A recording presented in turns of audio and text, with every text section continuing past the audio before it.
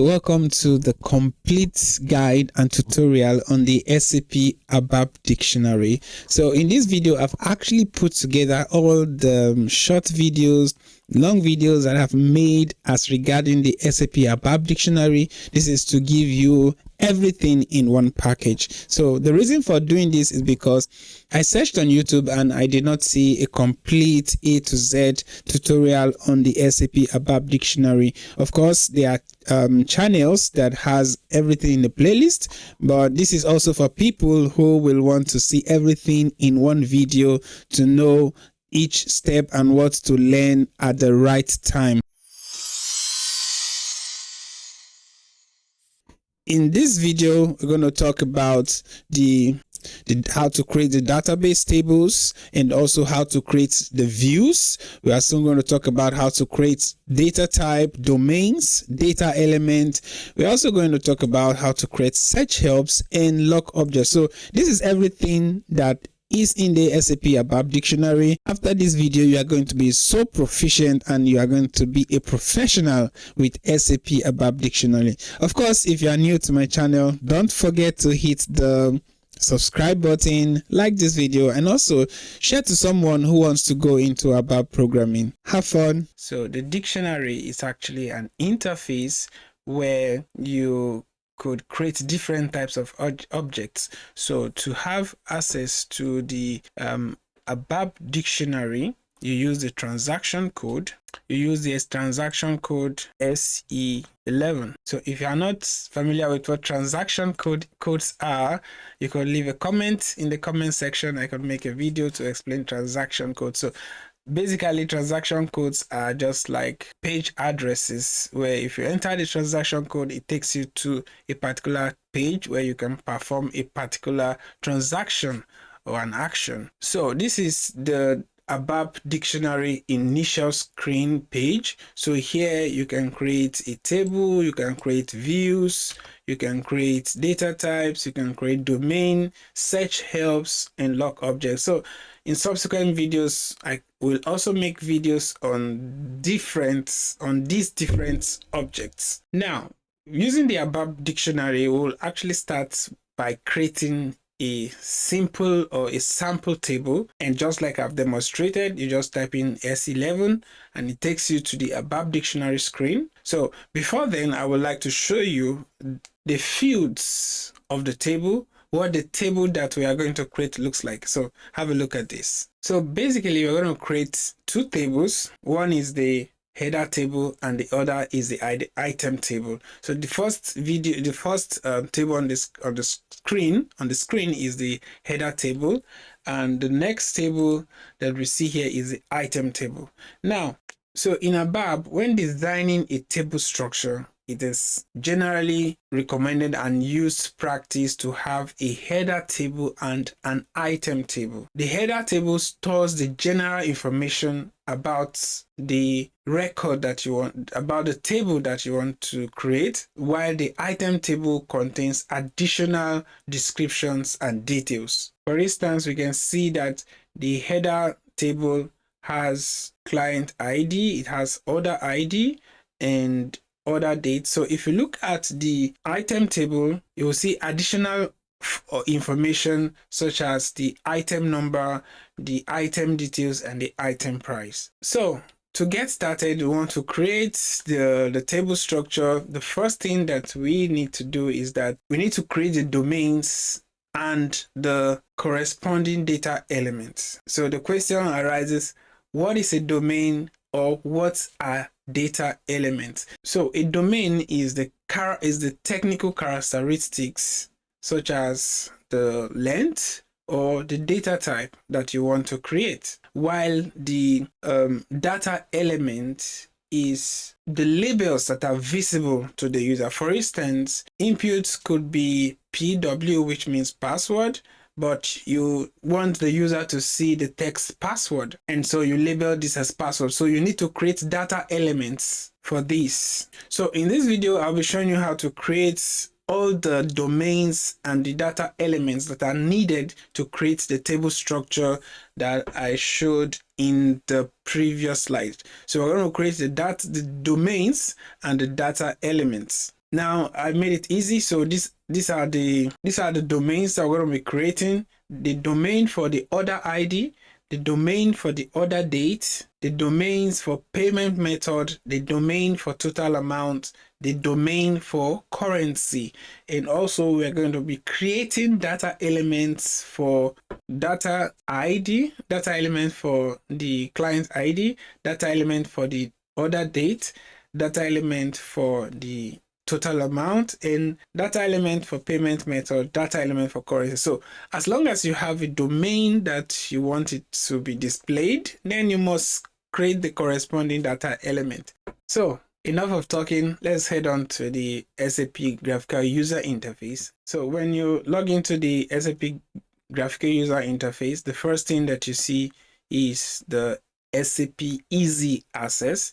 And so to go to the ABAP Dictionary, we enter S11, SE11, and then we see the different objects that we can create with the ABAP Dictionary. So now you can see the first radio button is the database table. So we are interested in creating the table. So you give it a name. So normally in ABAP, for objects that are created by other users which are not from the SAP system, you are allowed to start with the letter Z or Y. Every other object, tables, etc. that are created in the ABAP system, all other alphabets are reserved for them. So I'm going to choose Z. So when creating a table, you give the alphabet, and just so I want to create the order header table, so we can give an abbreviation and give an ID. So ZZ order header underscore 24. So you hit the create button, and then we give a short description, and we can say order header table. Okay, now we need to select delivery class. For example purposes, I will select A. If you want more explanation about the delivery class, please leave a comment in the comment section. And then the next thing for the data browser, display maintenance allowed with restriction, we need to change this. Select display maintenance allowed. I will also make a video on the data browser and table view editing. So if you want more explanation on this, kindly leave a comment, and this will enable me to focus more on the important things. So I click on save. Usually we create a package in SAP system, and if you are not aware of this already, I'm going to make a video on how to create a package. So I already have a package in the system, so it is easier for me to keep track of all the objects that I create. So we can view which package we have on the system by going to the object navigator. So with transaction code SE80. So, and then when you click, you select package. So my package name is this. Then let's save the table name, save in this package. So you could also, if you don't have a package, you could also select local object and save directly to local object. So you save, and of course I made also a request. I've created a request. So this request, I will also make videos on this, but for test purposes, if you don't know this, ignore this for now.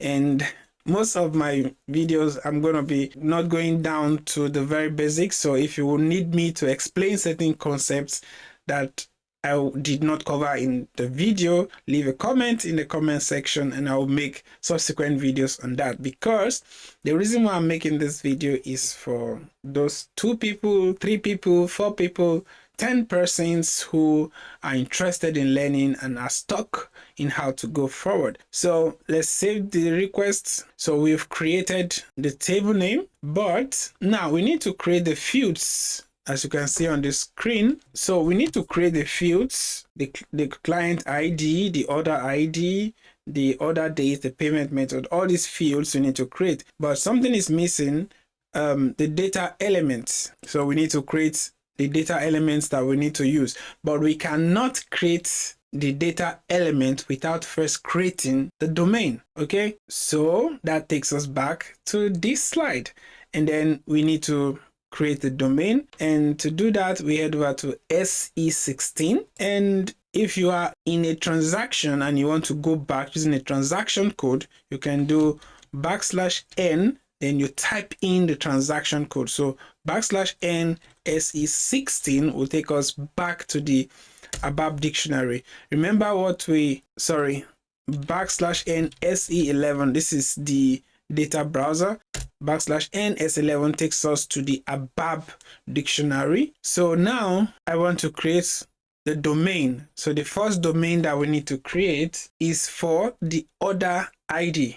Okay, so you select the radio button for the domain, and then you type in the name that you want to call this domain. So as I showed on the screen, we are going to give it the name ZZ order ID _24. Then you select on create. You give a short description so we can see order ID domain, right? Now we need to select the data type. We go back to the screen. So the data type for the order ID is going to be what we call numeric character. So you click here and F4 brings you all the options that you can select from. So numeric text or numeric character, you select, and how many number of characters do you want the order ID to be? So we enter the number of characters, in this case maximum of 10, and then decimal places, I don't want any, that'll be 0. Output length, also make it 10. Then we save this. I save it to my package. Remember, every object I create, I save it to my package. I can also make a video on how to create a package. If you don't know this, leave a comment in the comment section. Then, or you could select on local object and it saves to the local object. We save it to the request. And so we've created a domain for the order ID. We don't need to create a domain for the client ID. This I will explain later. So we head back and create the domain for the order date. So we could call it, select the domain radio button, ZZO order date _, give it an ID 24, and then we hit on create, and so we can say domain for order date, that is when the order was placed. So the data type, so from the screen you could see that the data type, is the DATS.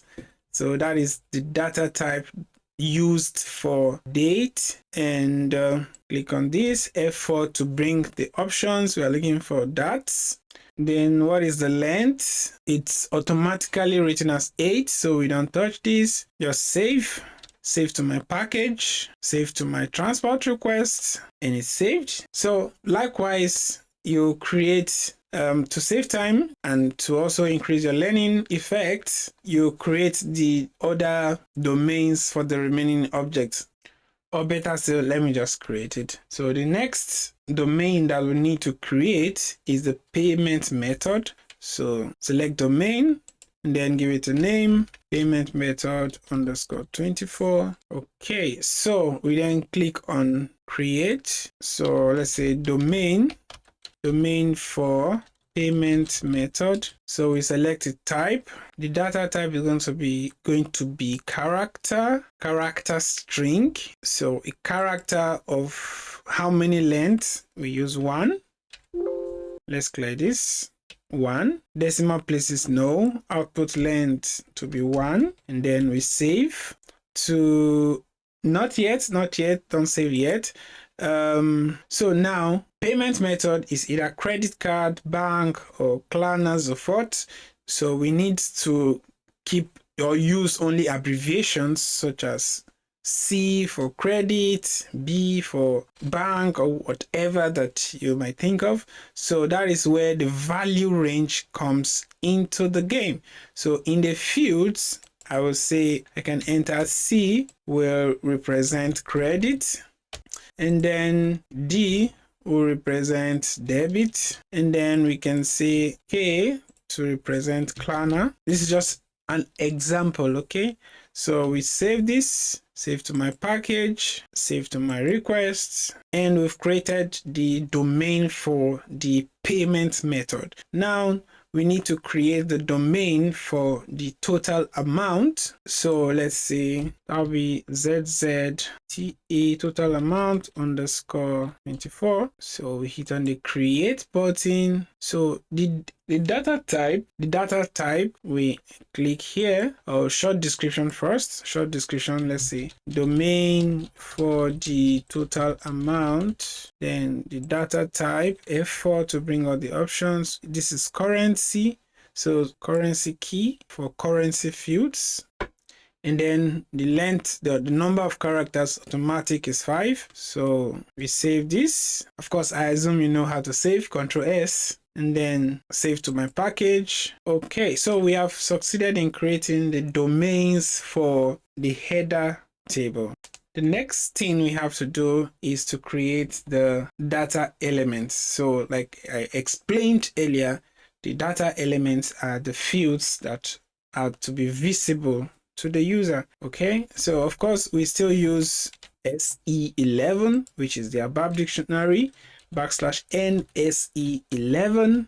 So you see from the radio button, you select the data type and we give a name the name for the data element. So the first data elements that we want to create is the data element for the order ID. So we're gonna call this ZZ underscore data element ID underscore 24. Okay, hit on the, of course, you see that I still have some things in the fields, but this is not important. What counts most is the radio button that is selected. Okay, so if you select table and you type in data type, then you are going to have access to the data type page. So select the radio button, click on create, and then from here we want to create a data element. So from these three options, you select the data element. So give a short description, see order ID data element. Then we select a domain. Remember the domain that we created initially.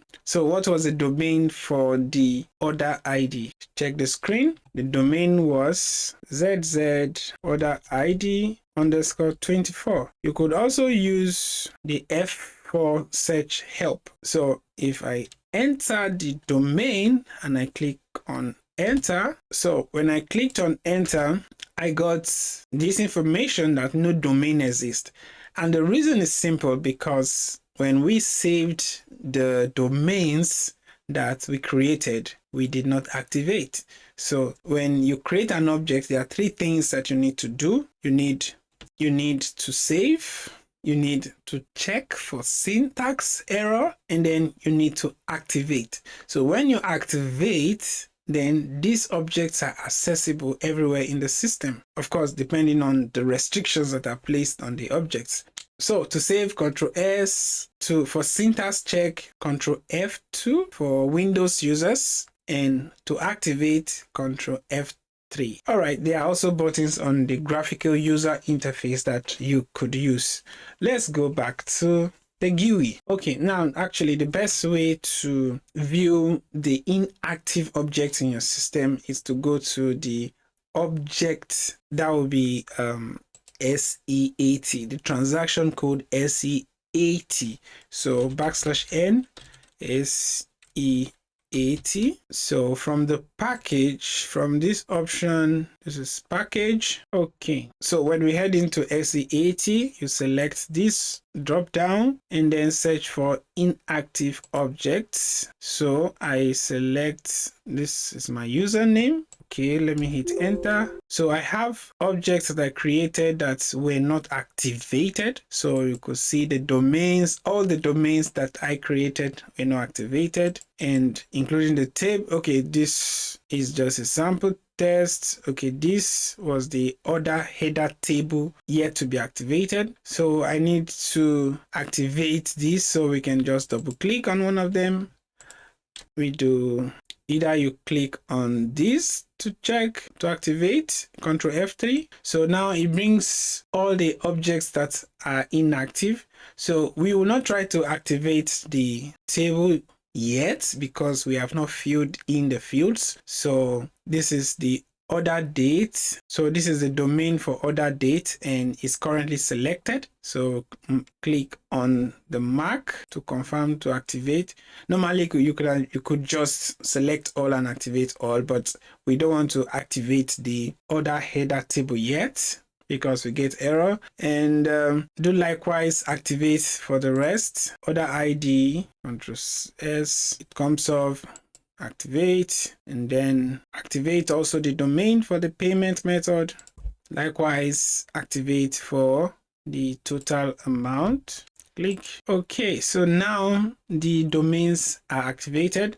So let's leave out the header order table. So let's head back to SE11 /N SE11 where we need to fill in the fields of the table. So what we do, enter the table name, which is ZZOH24 for the order header. Click on the change. Then in the fields, so the first field is actually the client ID. Okay, so this is the client number of the SAP system. So tables should always have this field, because if you do not give this field, then the system could just give you a random client number, which you do not want to happen. So let's go back to, so let's try to fill in the fields now. In the first field, we can call it the client. And if you check this, you'll see that the key, I said select. So I'll explain this because this is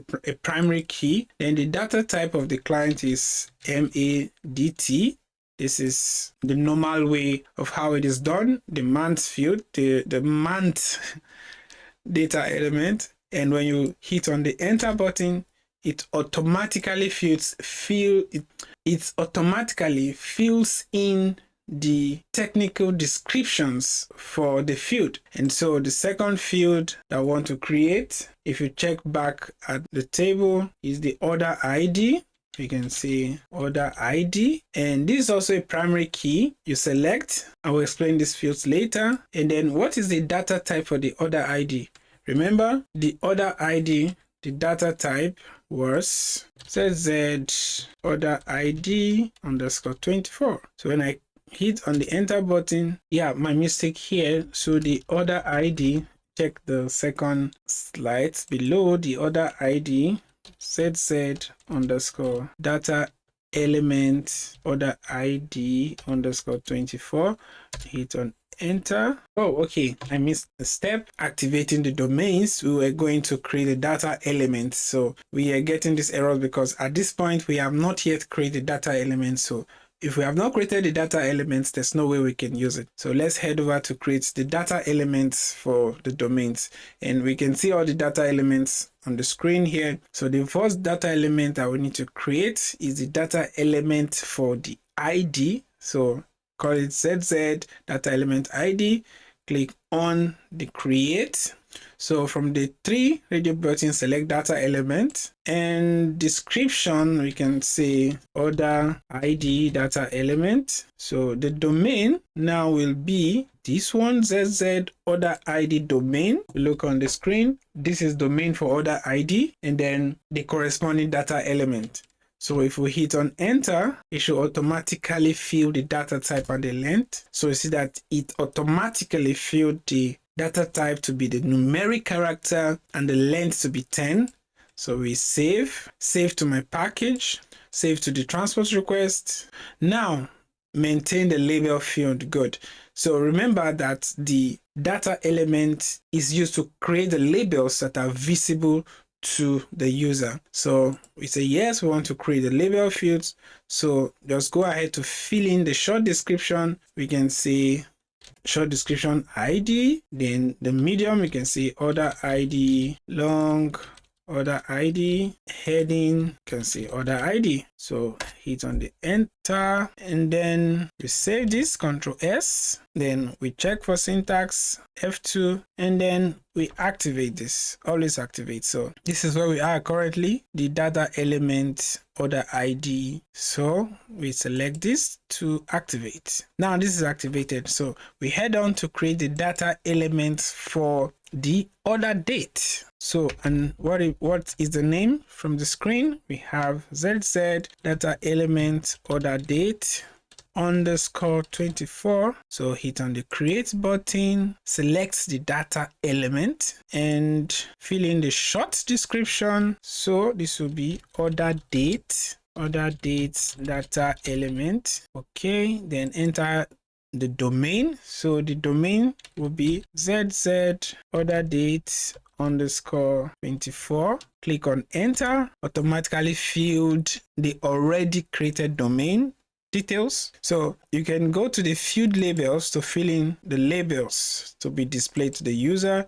Short description, we can see order date, long description, medium, order date, long description, still order date, heading, the order date. So hit on enter, Control save to my package, save to the transport request, syntax check, F2, Control F2, then Control F3 to activate the data element. Okay, so it's activated, and so I'll just head over to create the data element for total amount. I'm gonna fast forward. Okay, let's just do it. Data element for total amount. Click on create, select data element, total amount data element. So the domain was ZZTE underscore 24. Hit enter. Okay, save, activate, maintain the field. You can see amount, short description,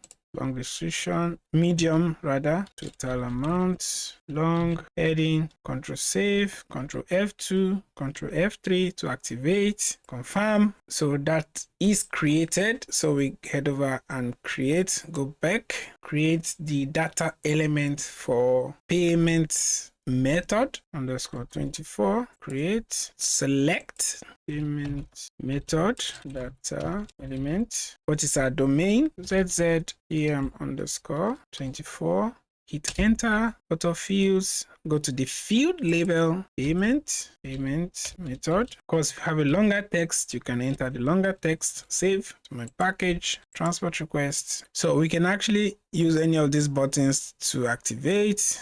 This is the activate button, so click on activate. This is the one that we are currently working on. Confirm. And finally, we create the data element for currency field, for the currency field, right? So that is called data element for currency underscore 24. Create, select data element, short description. So what's the domain for currency? ZZ currency underscore 24. Hit enter. So no domain for currency. So let's check. Maybe I have not created it. Let's go to the inactive object. Perhaps I created it and it's not yet activated. So let's check.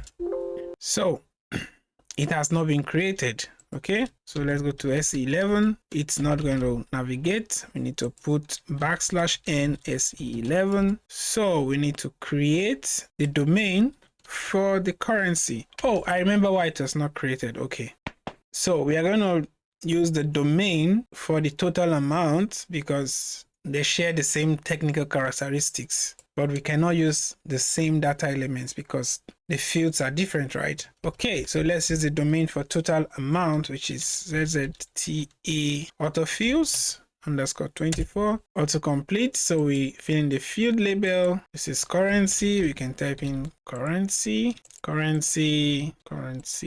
Okay, hit enter, then save to my package. Like I said, you could also save to your local object, save to my transport request. If you need explanation how to make the package on transport requests, or if you don't know what it means, leave a comment in the comment section and I'll make a video on this. So we have succeeded in creating the domains and the data elements. Now we need to head over to the header table and fill in the table with the fields and the corresponding data elements. So we go to SE11 \n SE11 to the ABAP Data Dictionary. So this is our table. I select the radio button, click on change.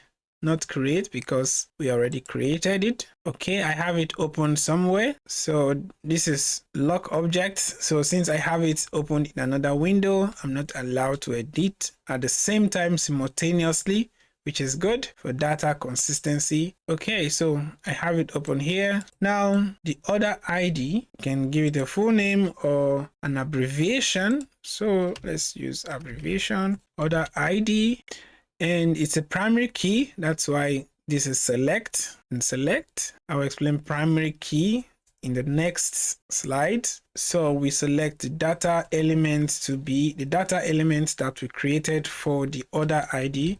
ZZ order ID, just an abbreviation, and this is the data elements that we created for the order ID. And when you hit the enter button, it automatically fills in the technical characteristics. And the next one is the order date.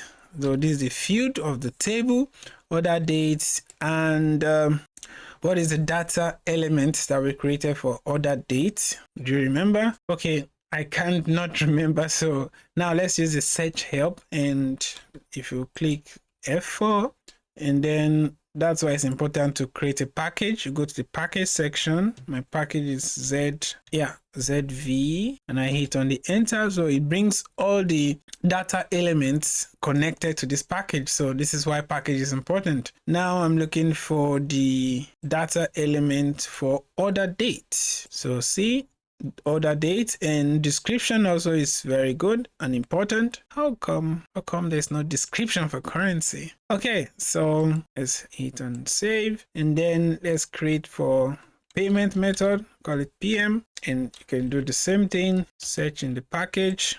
Payment method is this, and we hit on enter. Okay, then the next one is the total amount. Let's call it TA. Total amount is this. Then hit on enter. Automatically fills in the data type and the technical characteristics.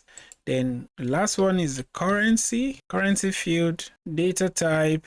Hit the enter button. So short description is missing. Probably I skipped this. So let me try to fix this. So you could just copy this. Then if you go to system, you can say open new GUI. You can open up to 5 sections. So let's go to S11. Remember, I want to edit the currency data element. So this time we'll click on change currency of data element. So why is the description not showing? Control save, control check, then activate. Interestingly, looks like I've not created a domain for the currency. Okay, domain. Okay, so I've created the domain for the currency. So let's head back to the data element. So let's edit this data element. Go to SE11, give it this domain. Actually, I was supposed to enter the data element that was created. Yeah, so we need to also create a domain for the currency. Yeah, okay. So just a quick wrap up. We have the primary key. So this is a unique ID that identifies a record. For instance, an employee has a unique ID. So this is not something that is the same for everyone, or your social security number, or your BVN, or for those in Nigeria or in Germany, your tax ID. So these are unique ID. So a primary key is used to identify.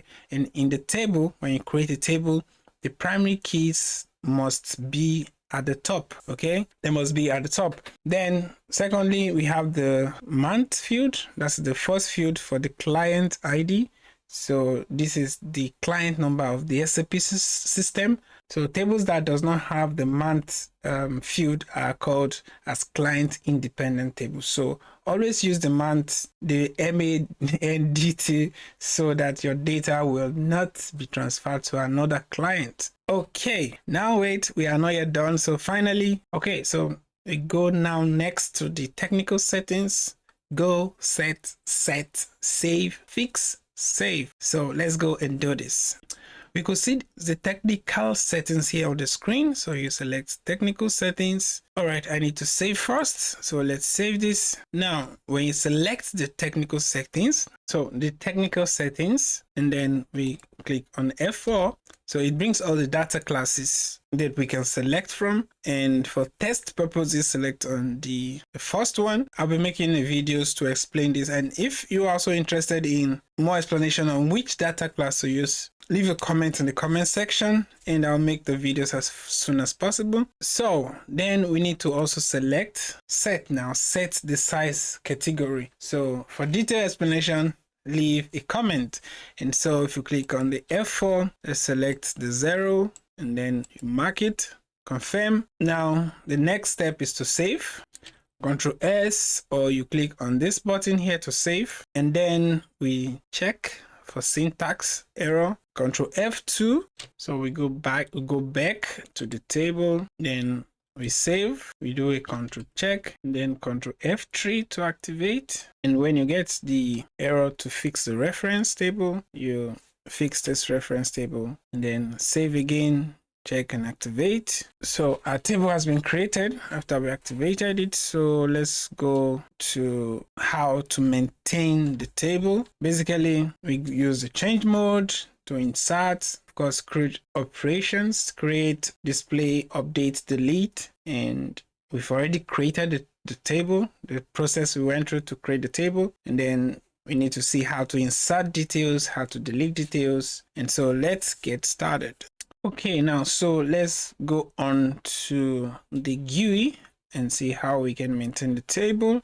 So you can do this by clicking on the utilities, then go to table of contents, then create entries. So here, for example, the order ID, you can say 250, the order date. With the help function, we can select the date. So you can select the date and choose. Okay, so they choose.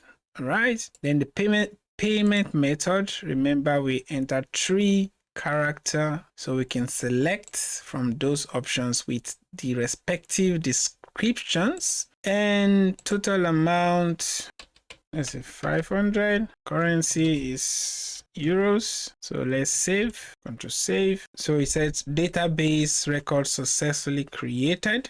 Now let's create one more. 251 order date, let's say 9th, a day before. Then payment method, what was selected in the previous one. Let's select credit, and total amount 1000. Currency is also euros. So Ctrl save, or you can just click on the save button.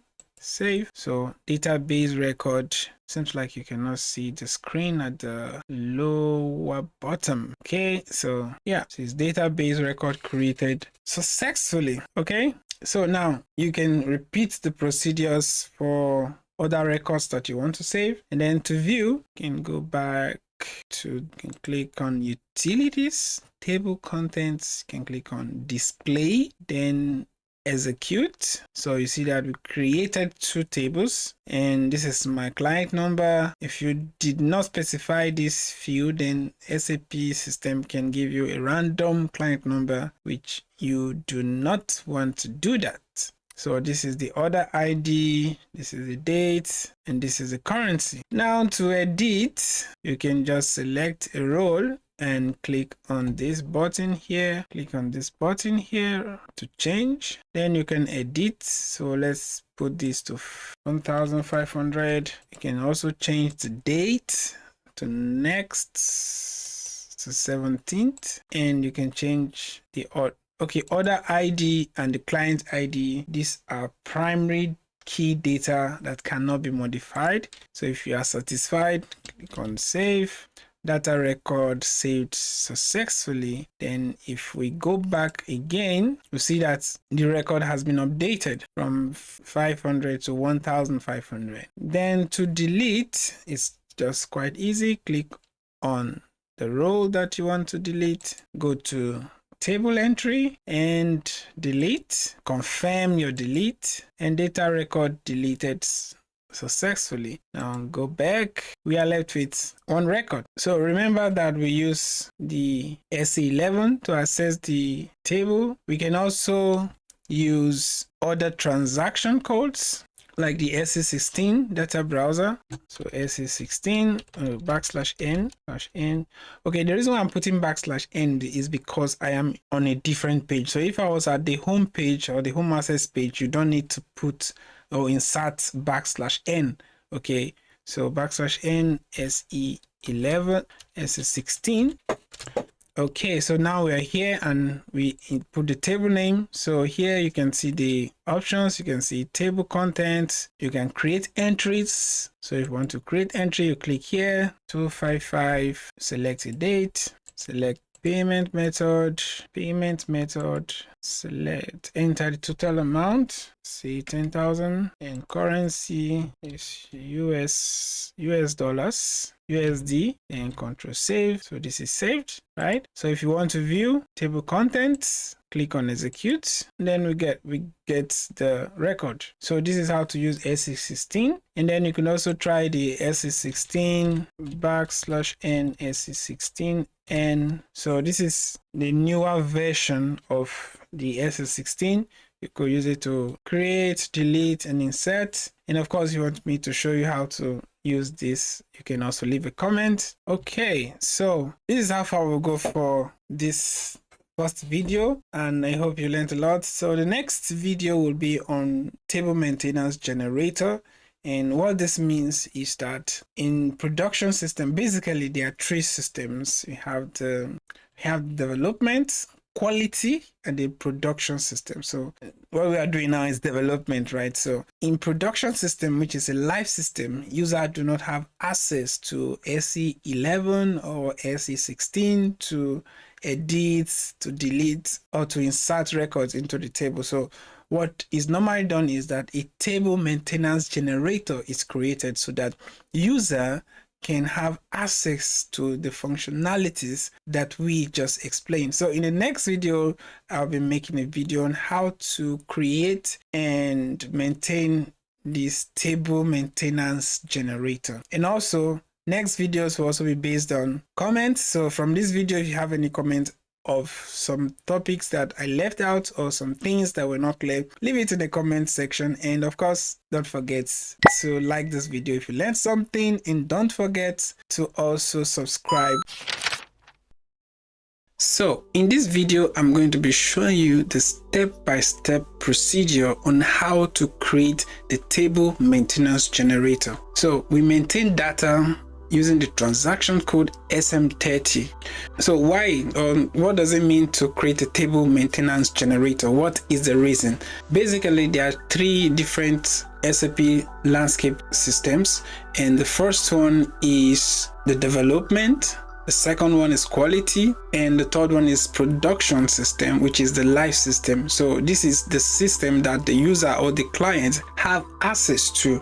So remember in the previous video, we created tables using SE11, SE16, and SE16N, but the problem is that the user cannot have access to SE16. Therefore, the need arises for a table maintenance generator. So with this table maintenance generator, the user can update the table, delete, edit, and add new records to the table. Now, here are the steps that you need to use to generate a table maintenance generator. So you can use this video as a reference video anytime you forget how to create a maintenance generator. So the first step is we go to the ABAP Dictionary. We use the transaction code SE11, and then you enter the name of the table you want to create a maintenance generator for.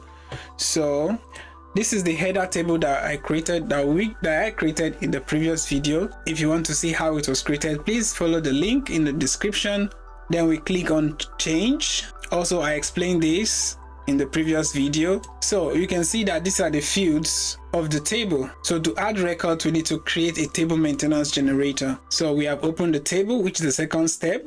So this third step now, click on Utilities, click on the Table Maintenance Generator. So then select the authorization group. Of course, authorization group just means who can access the maintenance generator. Accessibility, who can have access to it. So we can select and NC and, which means without authorization group, which means anyone can have access to maintain this table.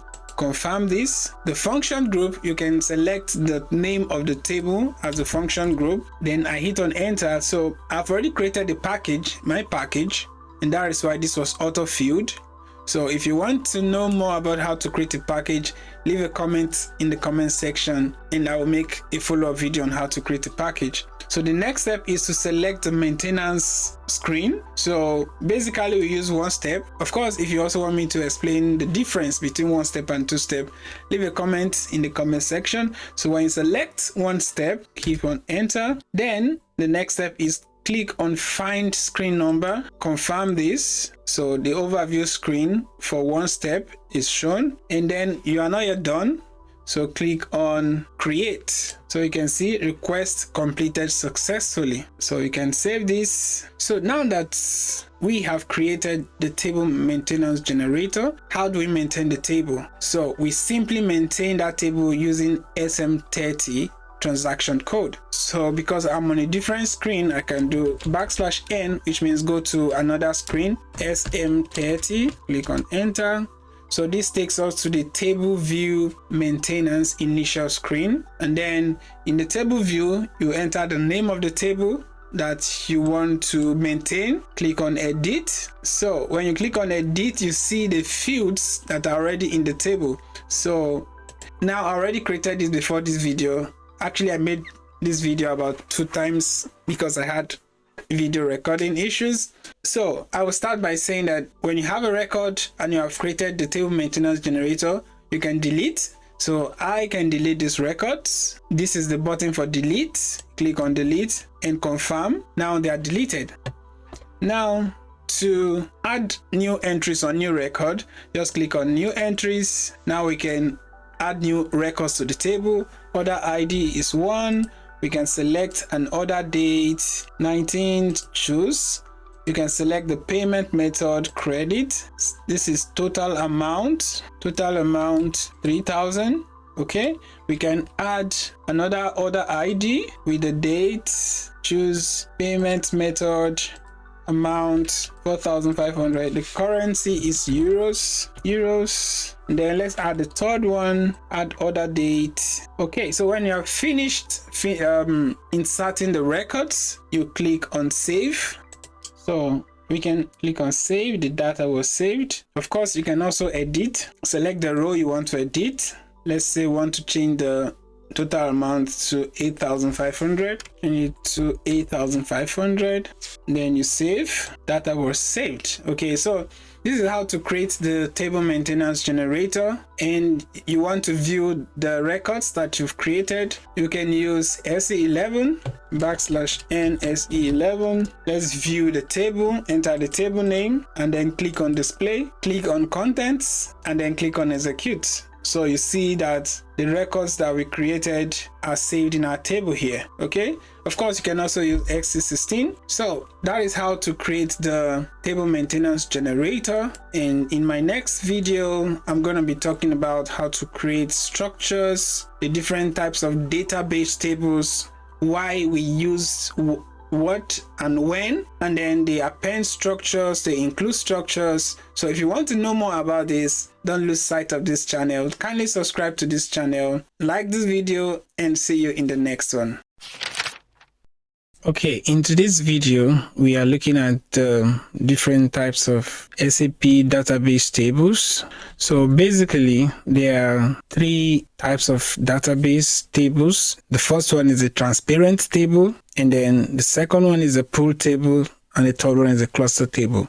Also, in this video, I'm going to be explaining the structure, and there are 2 types of structures, the append structure and the include structure. So I will explain what this means in this video and also give you an example. I'll give you a practical example of how to use the append structure and the include structure.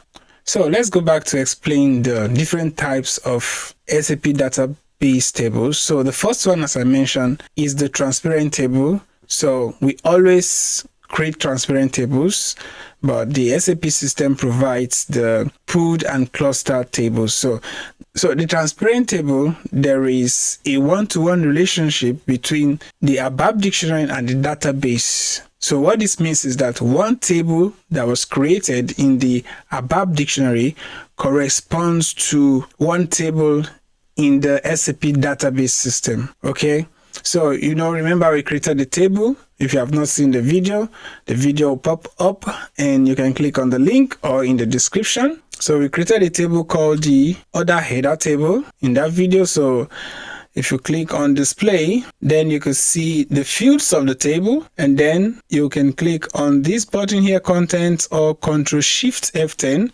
to view the contents of the table, then click on execute.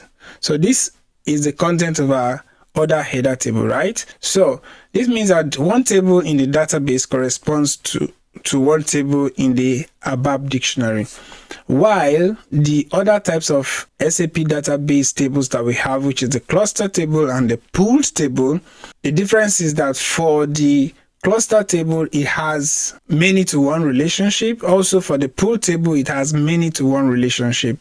And the difference between pooled and cluster is that for the pooled table, the primary and foreign key relationship is not required, while for the cluster, the primary and foreign key relationship is mandatory.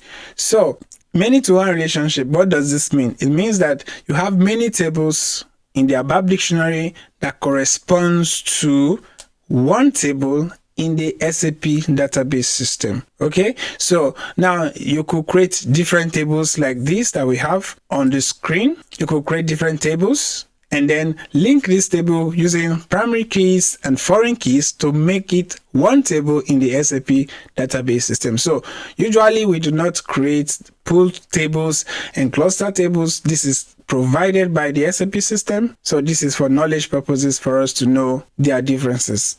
Okay, so let's look at structure. What does structure means? A structure is a collection of fields and columns of different data type or similar data type. Okay, so there are two types of structures that you should be aware of.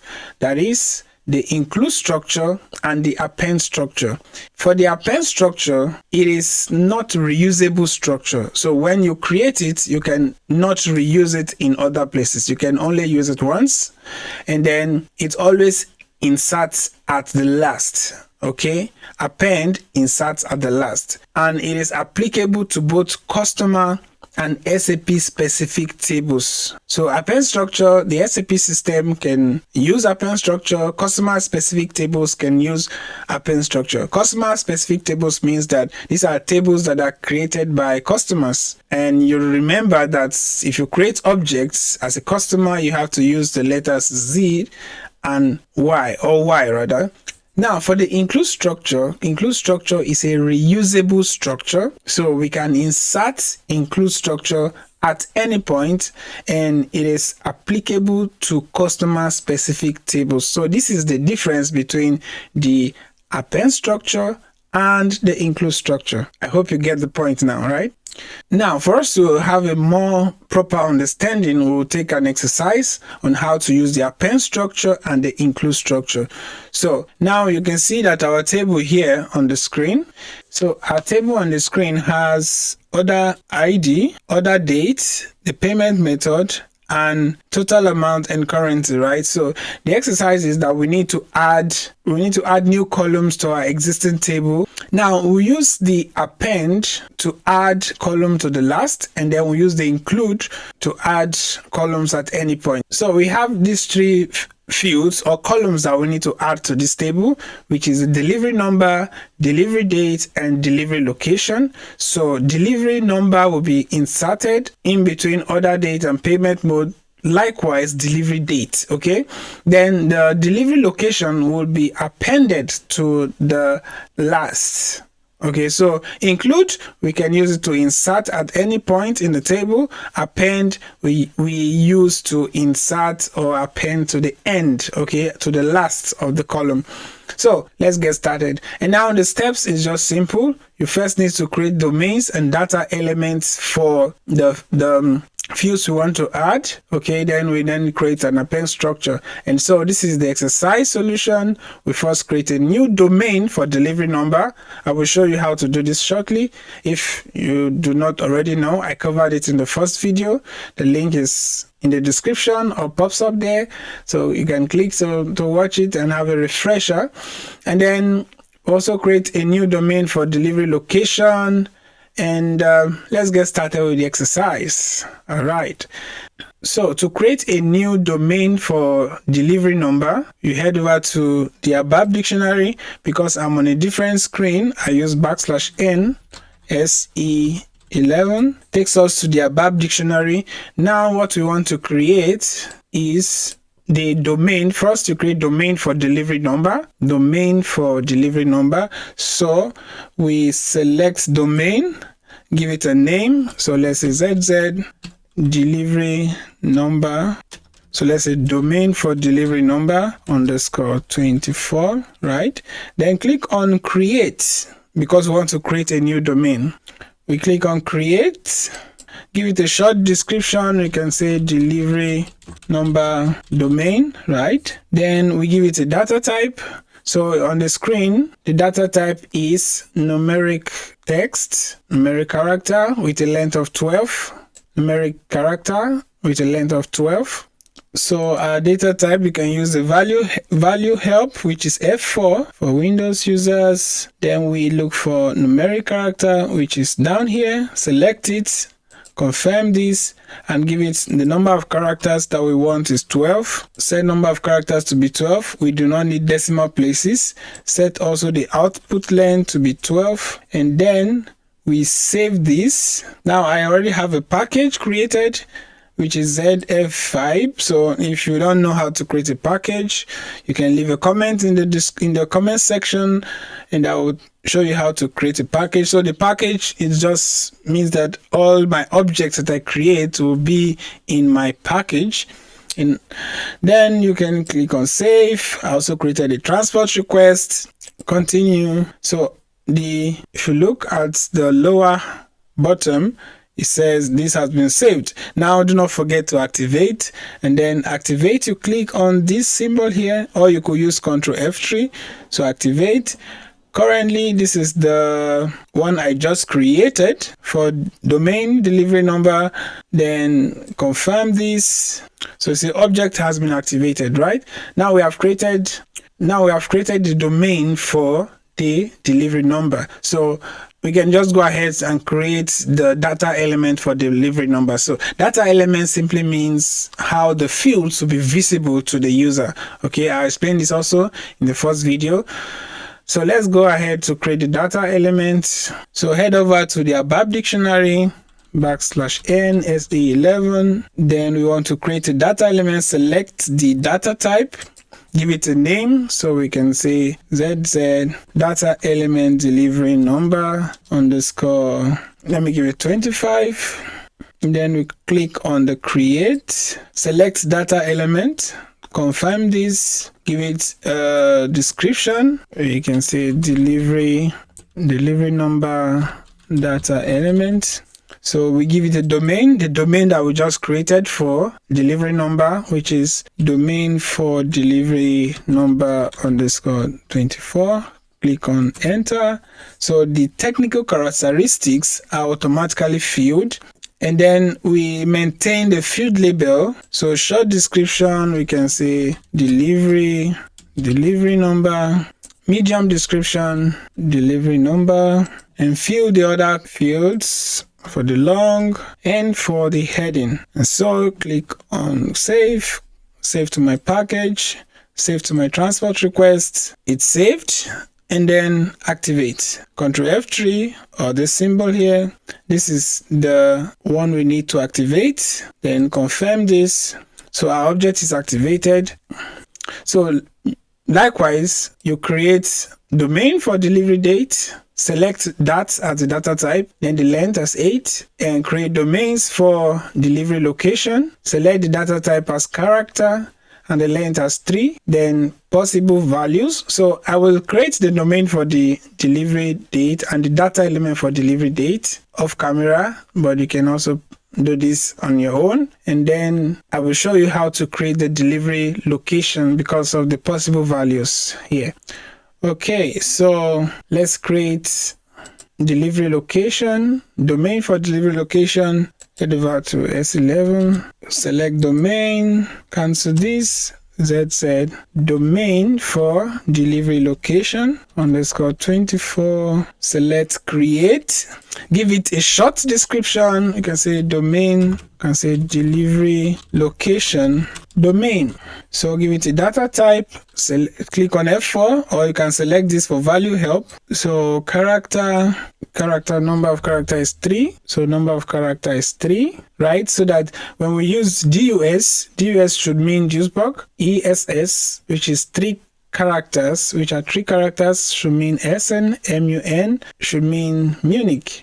That's why we use 3 characters. So this is where possible values comes in, and the data length is, the length will just be 3. Okay, so output length also should be 3. And then you see here value range is where we define, click on enter, value range is where we define the possible values. So for DUS it should represent Duisburg, and then for ESS it should represent SN, then for MUN it should represent Munich. So these are these are the possible values that we can use. Save this, Ctrl S to my package, to my request, and then activate, Ctrl F3 or this button here. Okay, so we've created the domains and data elements for the 3 fields: delivery number, delivery date, and delivery location. I did the delivery date off camera, so for learning effect you can do this on your own.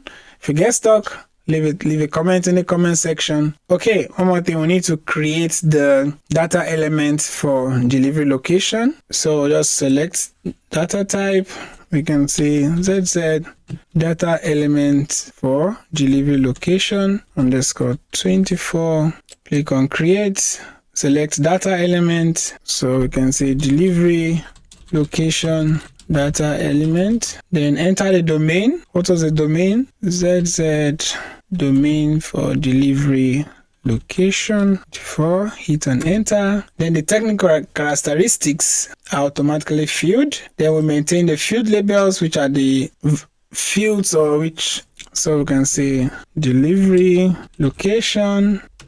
Okay, so fill this delivery location, then you save, then activate after you are saved. So it is also possible to save to local objects if you do not have a package. Domain for date _ create, then we can. So now we go to the last part of the requirement, which is to add the delivery number, delivery date to the order header table with the help of include structure. So that means we need to create a structure for the 2 columns to be inserted. Okay, so to create a structure and include structure, the steps, these are the steps. You can also leave a comment in the comment section and say send me if you want the PowerPoint slides that is used on, or that is used in this presentation. So let's head over to the ABAP Dictionary \n S11. So we create an include structure. So it's a data type. So we need to select data type, give it a name. So we can say ZZ include structure _25. Click on create. Now from these 3 radio buttons, select structure, confirm. So we can say give a short description. We can just say include structure, or we can put say delivery number, delivery date, include structure. Now we need to fill in the 2 columns of interest, which is delivery number and delivery date. So our component, you can say give an abbreviation, delivery number and delivery date. So the typing, select types. For the component type, select the data element. So for delivery number, what was the data element? We can use the F4 help, the value help, search for data elements. Since I already have a package, it's easier for me to search. Said VFIBE. So we are looking for the data element for delivery number. Let me pick the most recent one, delivery number data element. Okay, hit enter. So when we hit on enter, I see that the technical characteristics and the short descriptions are automatically filled. So likewise, do the same for delivery date. F4, search for data elements.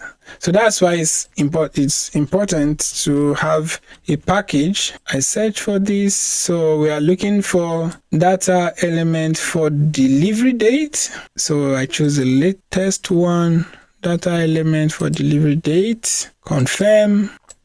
Hit on enter again. So we see the technical characteristics are filled in. And then we can save this and activate. If you do not activate, you will not be able to access it. So save. I still save to my package, save to my transport request, and activate this. So this is the structure I just created. So confirm this. So our structure is activated. Now, to insert the structure into the table, we go to the table of interest. In this situation, for this scenario, we go to the header table through SE11. So let's go to the ABAP Dictionary, \n SE11. We are going to this table, select database, enter the name of the table, click on change because we want to make changes. So where do we want to insert? Let's go back to the requirement. You see here that delivery number and delivery date should be between order date and payment mode. So on the screen between this and this point, so you could click on this row, and then this is the steps. Go to edit. This is edit over here. You could see include and then click on insert. Do you still remember the structured name that we created? So enter the name of the structure you created. We use the value help. My package is ZV5. So this is the structure. Click on this and select. I do not have a group, so just confirm. So you see that the include structure has been added over to this point. Then you save. Also, you need to also check for inconsistencies, which is Ctrl F2. So it said no inconsistency found. And then activate Ctrl F3. This is the order header table. Activate this. So our table has been activated. Okay, up next we create the append structure. So the steps are, we go to our order header table, select change, and then at this point here you will see append structure. Select append structure, give a name for the append structure. So you can see ZZ append underscore structure underscore 24. All right, so the append structure had the error. So to fix that, I first and foremost had to change the enhancement category for the table.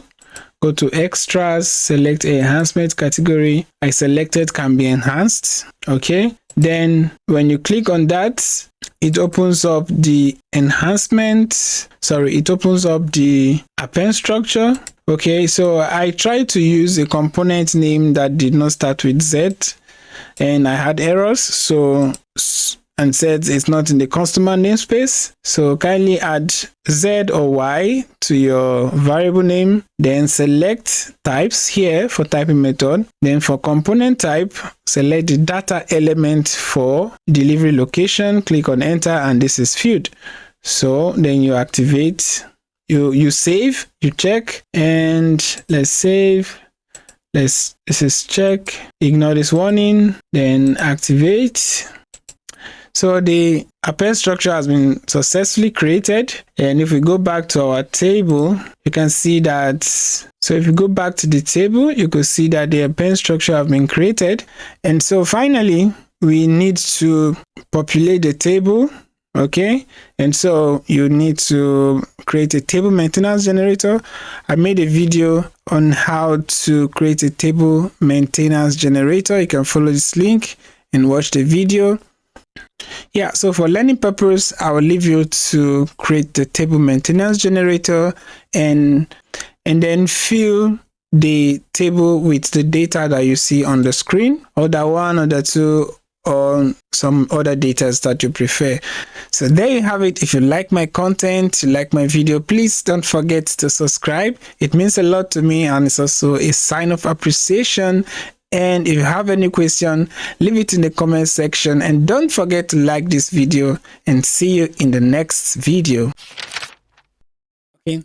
Hi, in this video we are going to be looking at how to create the views in SAP GUI. So I'm going to be giving you the 4 types of views that we have in the SAP GUI, and this video is going to give you the complete knowledge of all these views, whether you're a beginner or an intermediate person looking to bridge some knowledge gap. I'm going to give you this overview and also some practical examples of how to use these views. And of course, in the last video we talked about structures, the include structures and the append structures. So if you have not seen the video, the link will be in the description, or it will pop up on the screen. Kindly click on it for the video. And so what is view? When we talk about view, the view is actually a visual table. Of course, I also created a video on how to create table. It's also be in the description, and it will also pop up. So, but the difference between a view and a table is that a table has records, a table has data, but a view does not have records.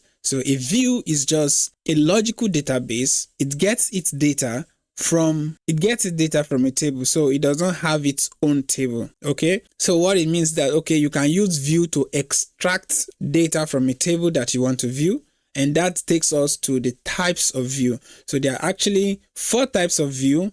Remember, this playlist is about the ABAP Dictionary, so we go to ABAP Dictionary using SE11 transaction code. And so below the database, you can see the view. And so you can click on the view, and let's say I want to create a test view, ZZ test view _25. You click on create. Okay. So you could see the different types of views that we have, which is the database view, the projection view, the maintenance view, the help view. So you can select any of these if you want to create one. Okay, so now what is the differences? The database view is a collection of one or more database tables.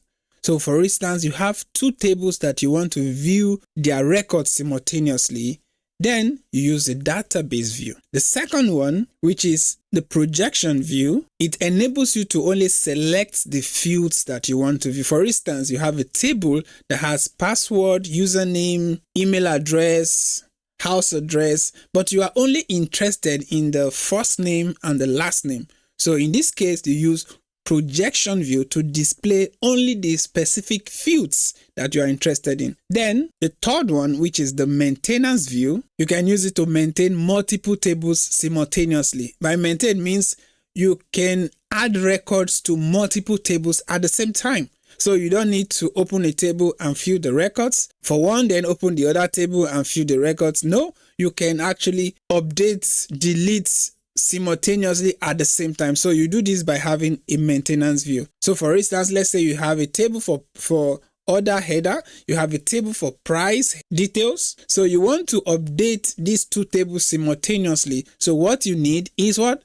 The maintenance view. Then finally, we have the help view. So the help view is used in search helps. Okay, so this is used in search help. And so these are the 4 types of view that we have. So I'm going to be giving us examples, showing us how this actually works in practice. All right, so this is the definition of a view, the types of view: database, projection view, maintenance view, and the help view. Of course, these are the steps. If you want to create the database view, you head over to the ABAP Dictionary, SE11, okay, and then select the view type, select database view, and then give a short description. So let's do this. SE11, you give a name for the view. So this will be ZZ. Let's see, database view. Click on create, select database view, confirm, put a short description, order database view. You then have to insert the tables and then fill this column and also activate the relationship. Okay. So this is how it will look like: the field description for 2 tables and the reference table. Okay, and then the database view is a combination of 2 tables. The red that you are seeing, the red font, is details from a second table. All right, so I'm going to show you how to create a maintenance view. So these are the steps. Go to SE11. However, for us to appreciate the effects, we need to have a practical demonstration. We're going to create 2 tables for demonstration. So the table 1 will be called project 1 and table 2 will be called project 2 table. And then we are going to use the maintenance view to actually maintain the 2 tables simultaneously, right? So let's get started. Yeah, I needed to switch my camera. And all right, so now we have 2 projects for demonstration, and we have 2 tables actually for demonstration. So the table 1 is project 1 and table 2 is project 2. Before we can say we want to create a maintenance view, we need to create these 2 tables. So, and before we create these 2 tables, we need to create the domains and the data element.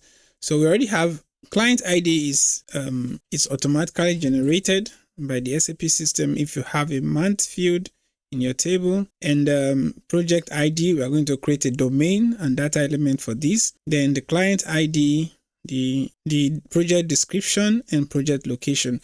So if you don't have any idea of how to create these things, or you don't know what I'm talking about, the link is in the description on how to create data element and domains, and of course on how to be a master in table creation. Okay, so let's head over to SE11. We use this transaction code. We go to SE11, so let's go to SE11. So we want to create domain. Okay, so let's say the domain.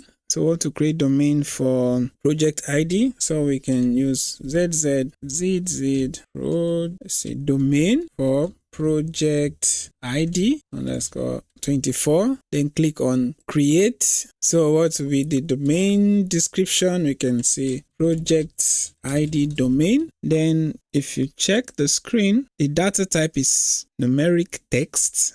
Okay, which is num-c, and the length is 8. So here you can select the data type, use F4 value help to select num-c, which is over here. Select, confirm this or choose. Number of characters will be 8. Click on enter. Output also will be 8. So we save this. I have a package. So if you want me to make a video on how to create a package, leave a comment in the comment section and save this to my package. I also have a transport request. If you need explanation, please leave a comment in the comment section. Confirm this. So over here, you could see that this is saved, but then you need to do 2 other things. After saving, you need to do syntax check, consistency check. You click on this or Ctrl F2 and you see below here, no inconsistency found. And then you activate. Always activate. 3 things you need to do: save, check, and activate. So this is what we just created. Okay, then so confirm this and we are back over here, right? So we've created a domain for project ID. So the domain is the technical characteristics of an object, right? Then we need to create the data element. We go back to the SE11 ABAP Dictionary data element. So click on data type. We can say ZZ project ID data element project ID underscore 24. So we click on create. Now we select the data element, confirm this, give it a short description. We can say project ID data element. Okay, now we use the domain that we just created for the project ID. Now, what was it? ZZZ. Is it Z or Z? Sorry, Nigeria, we are colonized by British, and then sometimes we speak American English, and so we get to mix things up. We use British pronunciation, we use American pronunciation. So wherever which one you choose to understand. Let's go with Z. Okay, ZZ, what was it again? Okay, I'm just going to use the F4, search help. I have my package. That's why it's good to have package, one of the advantages of having a package. So confirm this. So this was what I created, project ID domain. So confirm this. So it automatically fills the technical characteristics for this data element. Now we need to maintain the field label because majorly the data element is used to configure what the user will see. For instance, if you have PW, you want the user to see password. So this is what the data element is majorly about. So short description, we can say project ID. Long description, project ID. That was medium. This will be long. This will be the heading. Enter. Then three things. We save. Ctrl S. I save to my package as usual. Confirm my requests. Consistency check. Ctrl F2 or this one. Then it shows below here that no inconsistency found. Then I need to activate either this or Ctrl F3. So this is what we just created. Confirm this. So if you see below, it says object activated. Always do these three things when creating an object. Then what is the next thing we need to do? We need to create domain and data type for project description and project location. So I will do project description off camera because it's the same procedure. Then I will do project location on camera because of these possible values. So use the steps that I've shown you to create domain and data element for project description. Then I will do the project location and show you how these possible values are added. Of course, this was already covered in the first video. So if you have seen the first video, you can skip this part. Okay, so I created the data type for the project description and the domain. So this is the domain name that I used, and this is the data element that I used. Okay, now I will create for project location. First, we need to create a domain for project location. So we can say ZZ domain project location. I'm adding an ID to it to make it unique. Oh, now there's a mistake. I need to just enter this to be able to go back. Do not save, no. So I did not select domain before. So always ensure that you select the right radio button before you click on create. So we click on create. Here we can say project location domain. And then what is our data type? Use F4 help. Data type is character. Okay, so we select character string from the drop down list or from the value help. Then the number of characters we need, 3. Click on enter. Then we do 3 things. Control save. You can as well save to local object, but I prefer to save to my package so that I'll see all the objects that I have. Everything I've created, I'll save to my package, and also it's easier for transport systems. Further videos will come up on transport system. So save this. Save it to transport request. So you can see that below here, this is saved. Then we do syntax check, consistency check. Either you click on this one or you click on F2, Ctrl F2. So you can see below here that no inconsistency found. Then we activate this, Ctrl F3, then confirm this. So now we've created the domain for project location. So then we need to create the data element for project location. So we can say ZZ data element project location underscore 24. So select the correct radio button. Select create, select data element, confirm this. You can give a short description, project location data element. Then our domain will be the domain that we just created for project location. I'll just search my package to find the domain. So that was domain for project location is this one. Project location domain, and confirm this. So it automatically fills the technical characteristics. Then we do 3 things. Ctrl S, save. I save to my package. Then we need to maintain field label, which is the main point of data elements. What do you want the user to see? Short text we can say project location, long text, and then medium. Okay, you get it.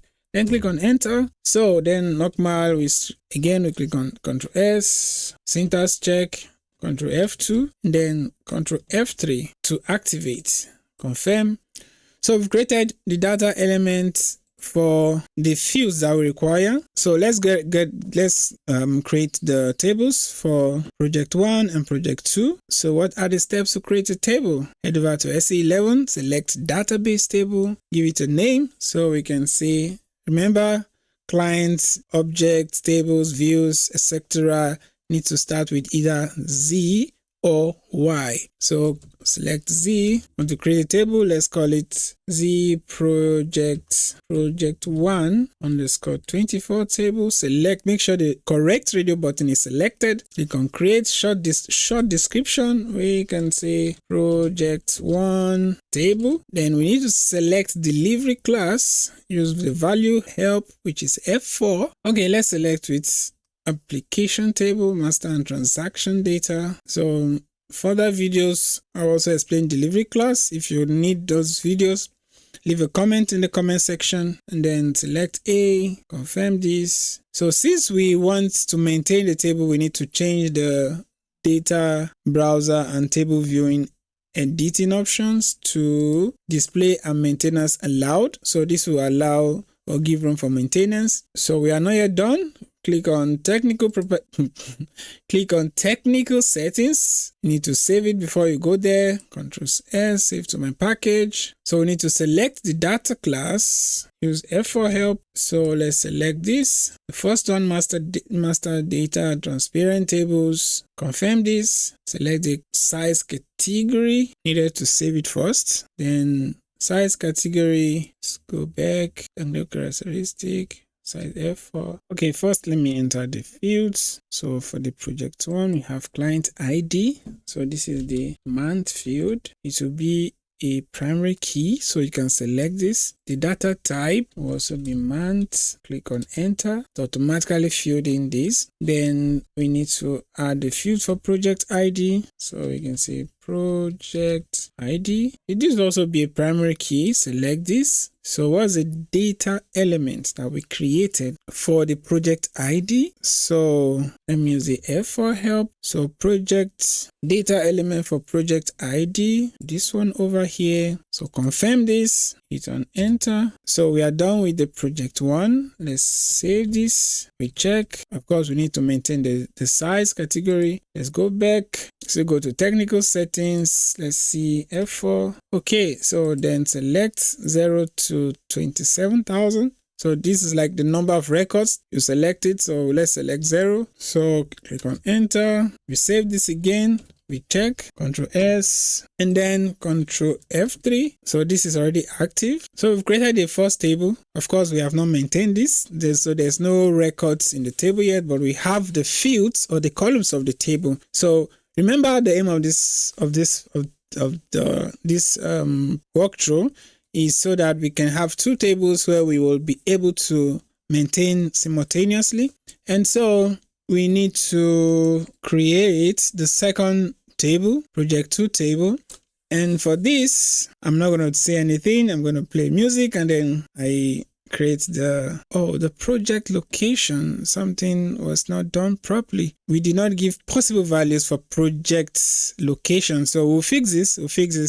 So this DUS, MUN were not inserted into this, so we'll fix this. And yeah, I'm showing you also the errors that I'm making so that you will know when programming, everything is not straightforward. Sometimes you forget things, sometimes you don't know everything and you need to solve bugs. Okay, so let's fix that error before we create the project 2. So you can go to the object repository, SE80.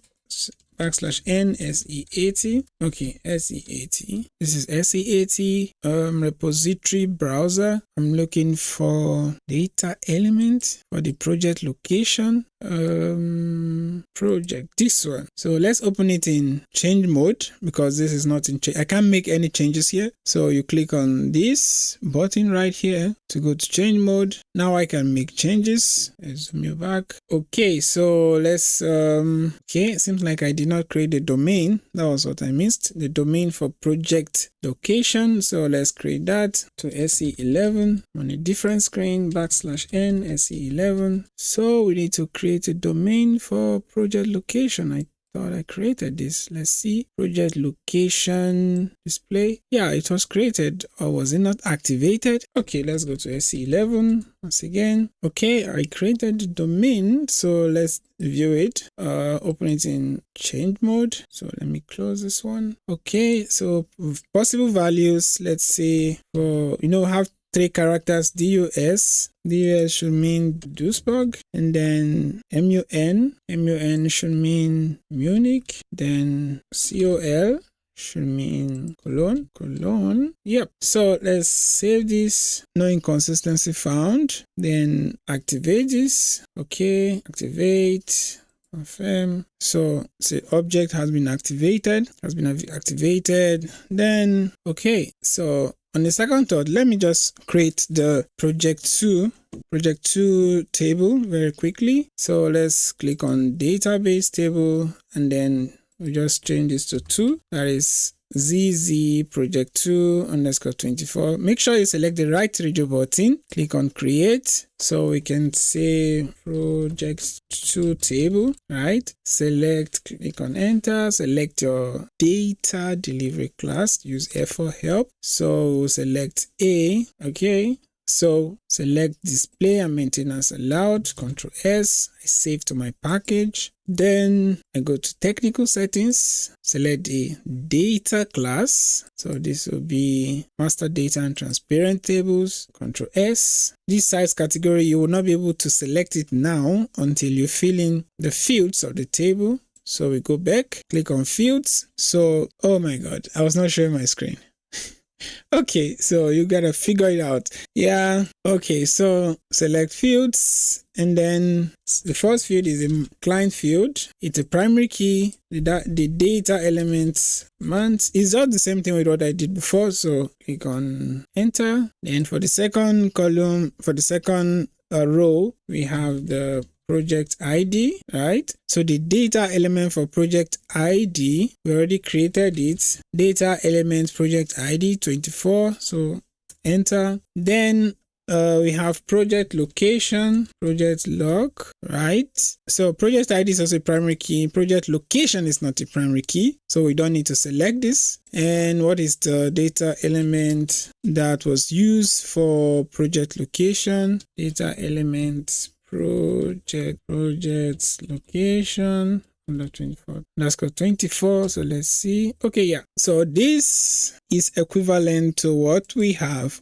on this as our table, right? So what do? We save this, save the table, Ctrl S, syntax or consistency check, this one, Ctrl F2. Okay, now so we need to maintain the size category of the table. So we go to the technical settings, the size category, click on F4 for value help, select this. Size category means the number of records that the table will contain. So of course our table is just about 3 rows. So 0 to 21,000 rows should be enough. Okay, confirm this, and then you save this. This is already activated. Let's do Ctrl F3 to activate this table. This is a table we just created. Okay, we did not even activate the first table we created. So select this also to activate the 2 tables. Yeah, so you can see below here that objects is activated, right? So that's that for, so we now have the 2 tables created, but we need to also assign the primary and foreign key relationship. So you see, create the tables, assign primary and foreign key relationship, of course. So instead of creating a table maintenance generator, I also made a video on how to create table maintenance generator. You can check the link in the description or it will pop up. Instead of also creating a TMG, we will use a maintenance view to automatically maintain the two tables simultaneously. So which step are we? Step 2, we need to assign foreign key relationship. So now we have, this is the project 2, which is the independent table. Project 2 is the independent table, while project 1 is the dependent table. So we need to, if we want to assign a relationship, then we need to assign from the second table, from the dependent table, from the table that is not the primary key, or that is not the primary key table, okay?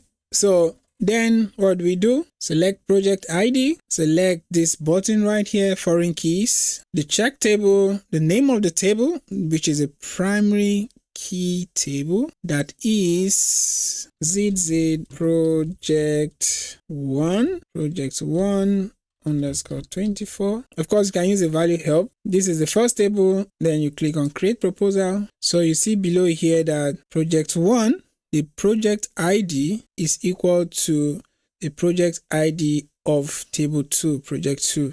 Okay, then we need to set the cardinality, which is, we need to set the cardinality here, which is 1-to-1 relationship. So this means that if a project ID does not exist, then there should not be a project description. So that is to maintain data consistency. So that's a 1-to-1 relationship. Okay, so you can not have, for instance, you have two project items, item 1 and item 2. There should not be a project description for item 3 in project 2 when there was no item 1. Then we confirm this, copy.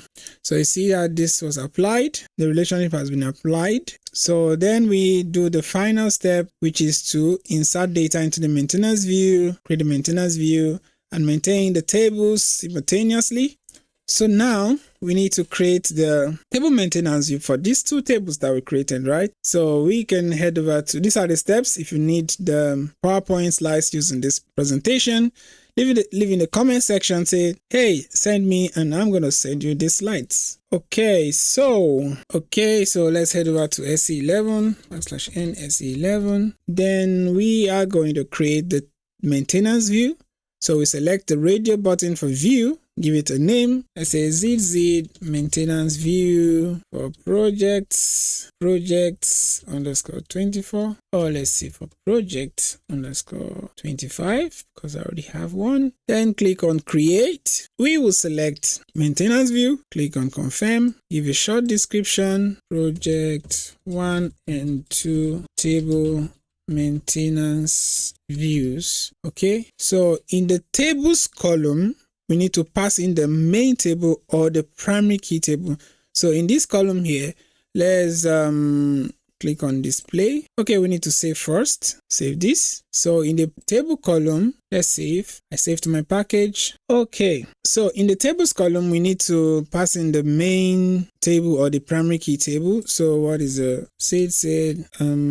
think project 1 underscore 24. Then click on relationships. Is there no F for help here? Yeah, F for help. Let's see, ZV. Okay, so this is project 1 table. Confirm this. Click on enter. Then relationships. Okay, maybe yeah, project 1, click on create proposal. Okay, possibly it was not activated, so let's activate this. Okay, so let's do that again. Relationship. So we then see the second table, dependent table. Then click on copy here or confirm. So you could see that the relationship has been created. So I need to save this, Ctrl S, and then check for inconsistency, Ctrl F2, or click on this, then activate by clicking on this. So let's activate the maintenance view. Okay, so now we need to go to the view fields, select the table fields. So let's see so these are the fields that you want to view. For table 1, you want to see the client ID, you want to see the project ID. So confirm this, select project 2. I want to be able to view the client ID, project location, confirm this. So I think this should not be selected twice. Okay, let's see how this goes. So Control S, Control F2, field name are not unique. So let's go back. So let's see the second table and the first table. Okay, so let's go to the view again. Let's remove the client ID. So let's save this again. Let's check. Project ID not unique. So let's remove project ID. Save. Control F2 to check.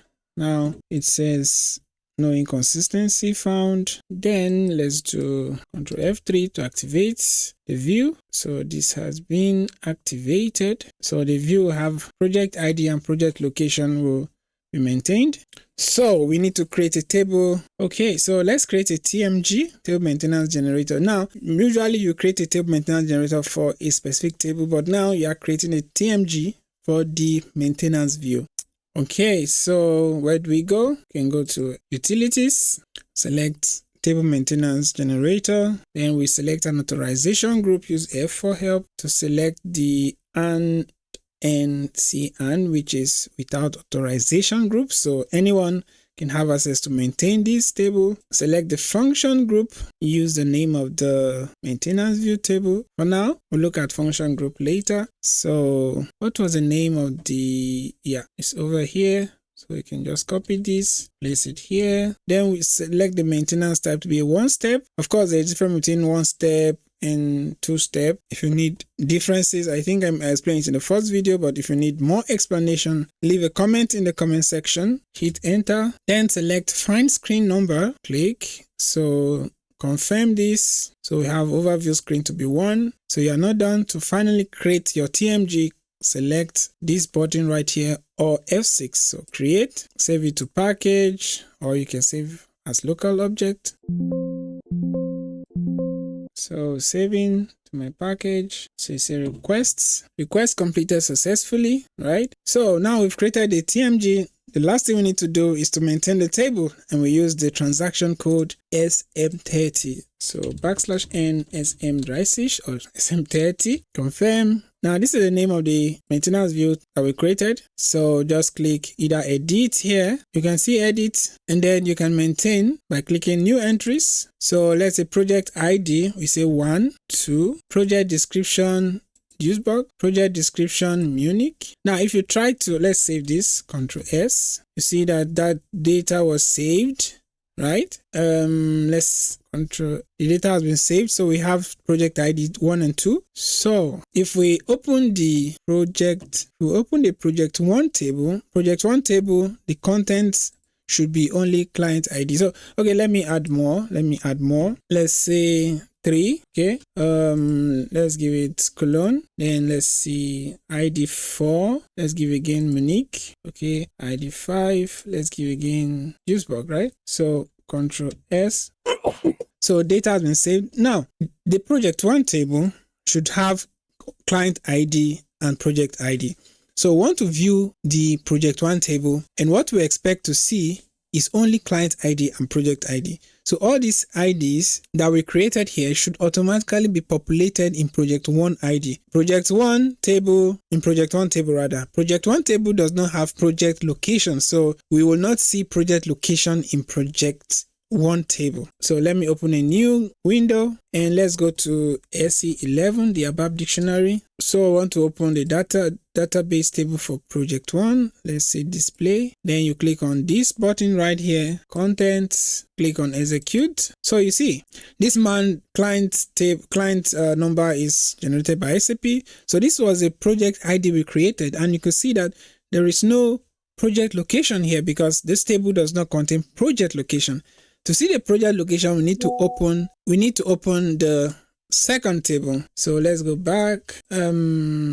Okay, so project 2, then click on change, click on the contents, execute. Now you see, so this contains project ID and project location. So this is how you use the maintenance view to maintain multiple tables at the same time. Of course, when you go back to the maintenance view or to the table maintenance generator, you could also delete. So when you delete from using SMG, it will also be reflected here. Okay, so similarly, the last type of view is called the help view, and it's similar pattern of creating the views that we just created. So these are the steps. You go to SE11, you select, you create the name, you give a short description, enter the table you want to create a help view for, and then select the relationship and do the similar procedure. So if you want me to do more videos on the help view, please leave a comment in the comment section. And if you like my content so far, don't forget to subscribe, and see you in the next video. Okay, welcome to today's video. In this video, I'll be talking about the search help. Remember, in the last video, we looked at views in the ABAP dictionary, and there are 4 types of search help that you must know in ABAP. And what is search help? What is the search help? So we're looking at definition. Usually in my videos, I give the theory and then we do some practical aspect of it. We look at how these things are done in the SAP system. So the search help is used to display various possible values for an input field based on using shortcut F4. Okay, so for instance, if we go to the ABAP dictionary using transaction code SE11, I've actually used value help several times. Okay, let's go to data type. So this is an example of how to use how the search help is. What is search help? The search help is used to display possible values for a particular field, and this can be created in the SAP system. So for instance, if you see the data type, you can click on F4, or you can click on this button right here. So if you click on F4, you see that selection of input help comes. If you select search for data element, you see data element. And then you can also click F4 again. For instance, let me use F4 here for package. Okay, I created package already. So if you want to know how to create a package, leave a comment in the comment section. So if you click on F4 to help me provide the available packages in the SAP system. So you see that this is my package that I created. So with this value help, I could automatically fill the field with this package, right? So you click on OK, and then we get to see all the data elements that are associated with this package, right? So this is how this search help work, and we have 2 types of search help. We have the elementary search help, and then we have the collective search help. Because when we try to create the search help, so to create the search help, you click on the radio button search help, and then you give it a name. And so in the next screen, let's see ZZ search help _24. If you click on create, it brings up 2 radio buttons. So one is the elementary search help, and the second one is a collective search help. So the elementary search help, this is used for a single search help. We'll look at this. While the collective search help is a combination of elementary search help. Okay, so let's say we want to create a search help. You click on OK, you click on confirm, and then you give a short description. Actually, I have the steps on the slides. If you can see these are the steps on how to create a search help to a field. So for instance, you have a field that you want to attach search help to. So search help will give the user suggestions of possible values that are already available in the system to use. So these are the steps. You go to S11, which is the ABAP dictionary, and then give it a name. You select elementary search help. Okay, so like we said, elementary search help, this is a single search help. If you want to also get the PowerPoint slides that is used in this video, you could leave a comment in the comment section and say send me, and I'll send you the PowerPoint slides. Okay, so now we give it a short description. Let's say test search help. Okay, then you need to fill in this field, the selection method. So the selection method means where will the values be fetched from. Okay, you are going to be projecting the values to the user to input in their fields, right? So where are you getting this value from? Remember, we created a table in the first part of this ABAP dictionary, which is the order header table. So if you have not seen the video, the link will be in the description, and it also pop up on the screen. You can also go and watch that video on how to create the table. And so I'm going to be using that table as a selection method. So I want to create a search help attached to that table. Okay, so we give you the selection method. Let's say the ZZ order header. So here you can also, for instance, I cannot remember the name I used, so I could use the search help to get the value. Click on F4, search for database tables, yes. Then package, because I also use the search help here to get package. Okay, just return 10. So so now you see this is the order header table. You click on this, and then this is my selection method. So the next thing you need to write is the dialog type. So this dialog type means how will the data be displayed. So display values immediately. This dialog depends on set of values, value restriction. So display values immediately means that it will show the user the values. Okay, dialog with value restriction means that before the values are displayed, you get to input some restrictions like a filter to give you the expected values that you want. Not all the values available. So while dialog depends on set of values, it's a combination of both display values immediately and dialog with value restriction. Okay, so for the dialog with value restriction, if values are less than 100, it will display immediately. Otherwise, it will display with restrictions. So this is the difference between dialog depends on set of values and dialog with value restriction. Okay, so we can save this. Before we save this, we need to fill in this part of the system. So first, let me open a new window, new graphical user window. So let us look at what is in the table, order header table. Go to ABAP Dictionary, S11. So this is the order header table. Let's display this. So we have order ID, we have order date, we have delivery number, we have payment method, we have total amount, we have currency, and if you look at the records, we have this record stored, right? If the user clicks on the order ID field, there should be some value help. So in that case, we go to the search help parameter. So we go to the search help parameter and then we enter the fields that we want to have a search help attached to. So we want order ID.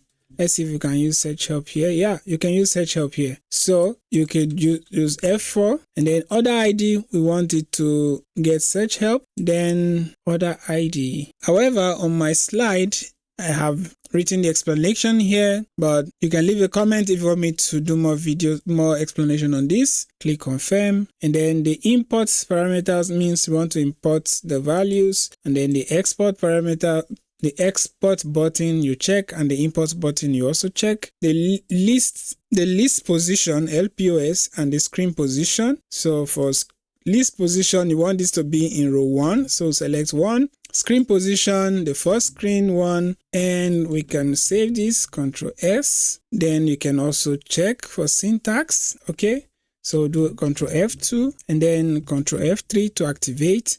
This is our current search help that we are creating. We're only interested in this, so click confirm or continue. So below here you see that object is activated, and to test this, you click on execute. Execute button is right over here, and ignore this pop-up. Click confirm, and here you can see the order ID is coming. So when the user clicks on the order ID or use F4 help, it brings this data. So if you want to look at what it means for the values to dialog depends on or dialog with value restriction. So let's change this. Ctrl S, save this. Ctrl F2, syntax check, and Ctrl F3 to activate. Then confirm this here, so it's activated. And then if we want to test it, F8 or execute or test. Ignore this. So you see now that there's a restriction. Like a filter where you can use to filter out the value suggestions. Okay, so we'll look at these data browser options later on in the ABAP Dictionary playlists. Okay, so this is how to create the search help, and you've created the search help, but there's one thing that needs to be done. You need to attach the search help to the fields of the table. Okay, so on the screen, these are the steps to follow to assign the search help that we just created to a field, and if the row that we want to attach to is what the order ID. So we can go to SE11. Like I said, if you need the slide, leave a comment in the comment section. So we can go to SE11, ABAP Dictionary \n, SE11. We go to our table, click on change. So the order ID is here. We select this role. You can see here the search help. So select this button, search help. So it asks you to enter the search help name. Remember we created the search help name. So it was search help _24.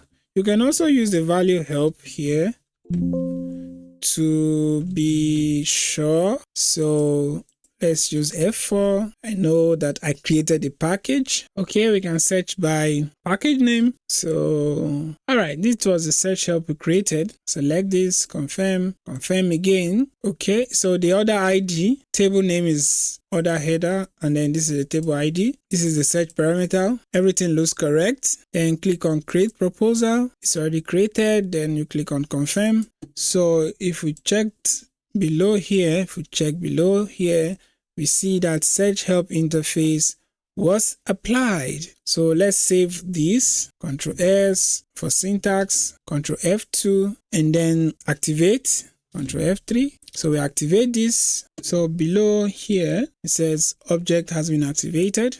So that's actually basically how to create the search help in the ABAP dictionary. And so the other way of creating search help is through programming using match code. You use the match code objects to attach a search help. If you want more video, if you want more explanation on this, leave a comment in the comment section. So I try to make this video as brief as possible so that you could get an idea of what is going on. And if you need more explanation, you could leave comment in the comment section. And so, yeah, so anywhere you use the order ID, it will always have a search help attached to it. So if people have order ID and they want to use it in another table and you want to populate the table with order ID, then they get this value help and they get this value help. Okay, so of course we know that there's collective help search as the next one, which is combination of elementary search help. All right, so in our next video, one important aspect of the ABAP dictionary is also the lock object. So in the next video, we'll finalize everything about ABAP dictionary.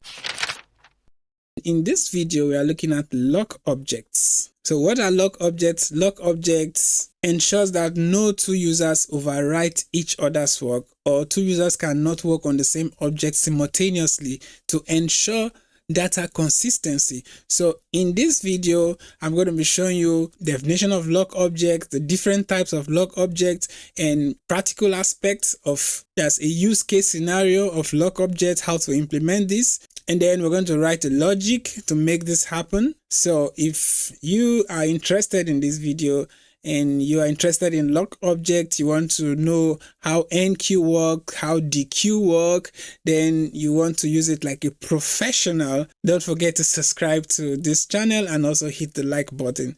Okay, so let's get started. Now, when we talk about lock objects, if you can see on the slide, the purpose is to achieve synchronization among multiple users. So if multiple users want to change the same data the same time, only one user can make this change. So that is where lock objects comes into the game.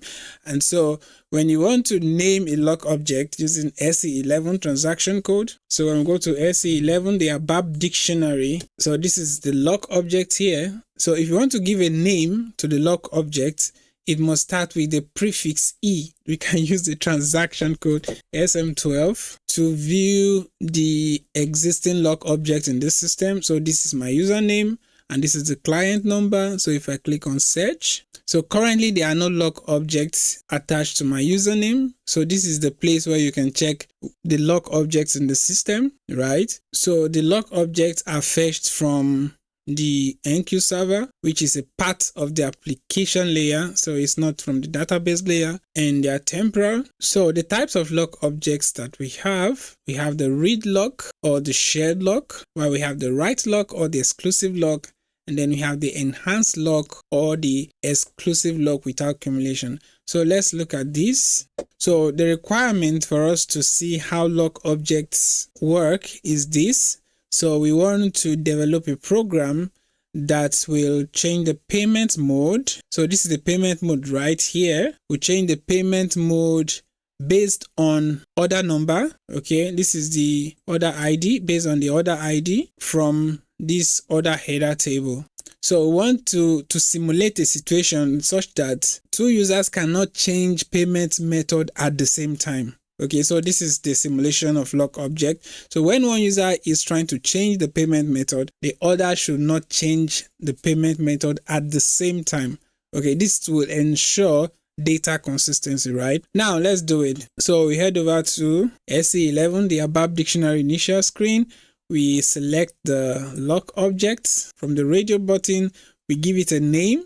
So the name should start with either EZ or EY. So E because it's a lock object. The prefix must be E for lock object. So we have, I'll give it EZZ, let's say underscore order number. I give it a unique ID. Then you click on create. We give it a short description. So we can say lock object for order ID, right? Okay, we save this. I save this to my package. If you have been following me, you know that I created a package in the system for my username. If you want to know how to create a package, leave a comment in the comment section. And of course, don't forget to subscribe if you have not done so. So my package is ZV5. So Control C. You can also save it as a local object. So we save to transport request. Yeah, before we save, actually, we need to give the name of the table that will be associated with the lock object. So let's call it the order header table. Now I'm going to use a search help for this. So if you don't know how to create a search help, the link will pop up on the screen.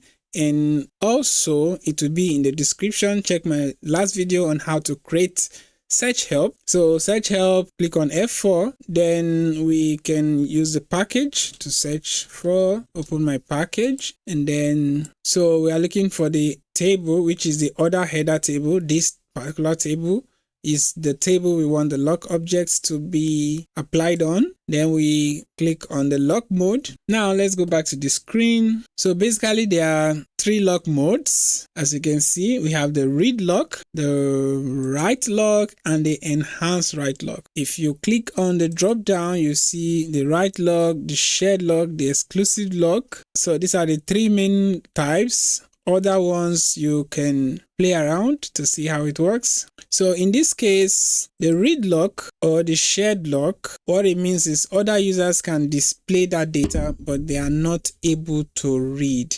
So this is the read lock or shared lock. Okay, so they can display the objects, they can display the data, but they are not able to read the data. Now for the write lock, other users cannot read or change the object. So, and it can be requested severally from the same transaction. We'll look at this in practice.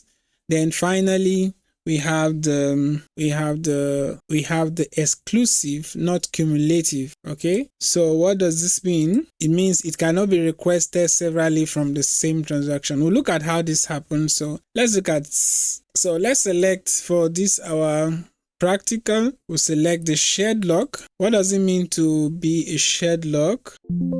So shared lock means that other users can display but are not able to read the data. Okay, then let's save this. Ctrl S, save to my package. It's saved. So below here you see that the lock object was saved. So now we need to click on the lock parameter.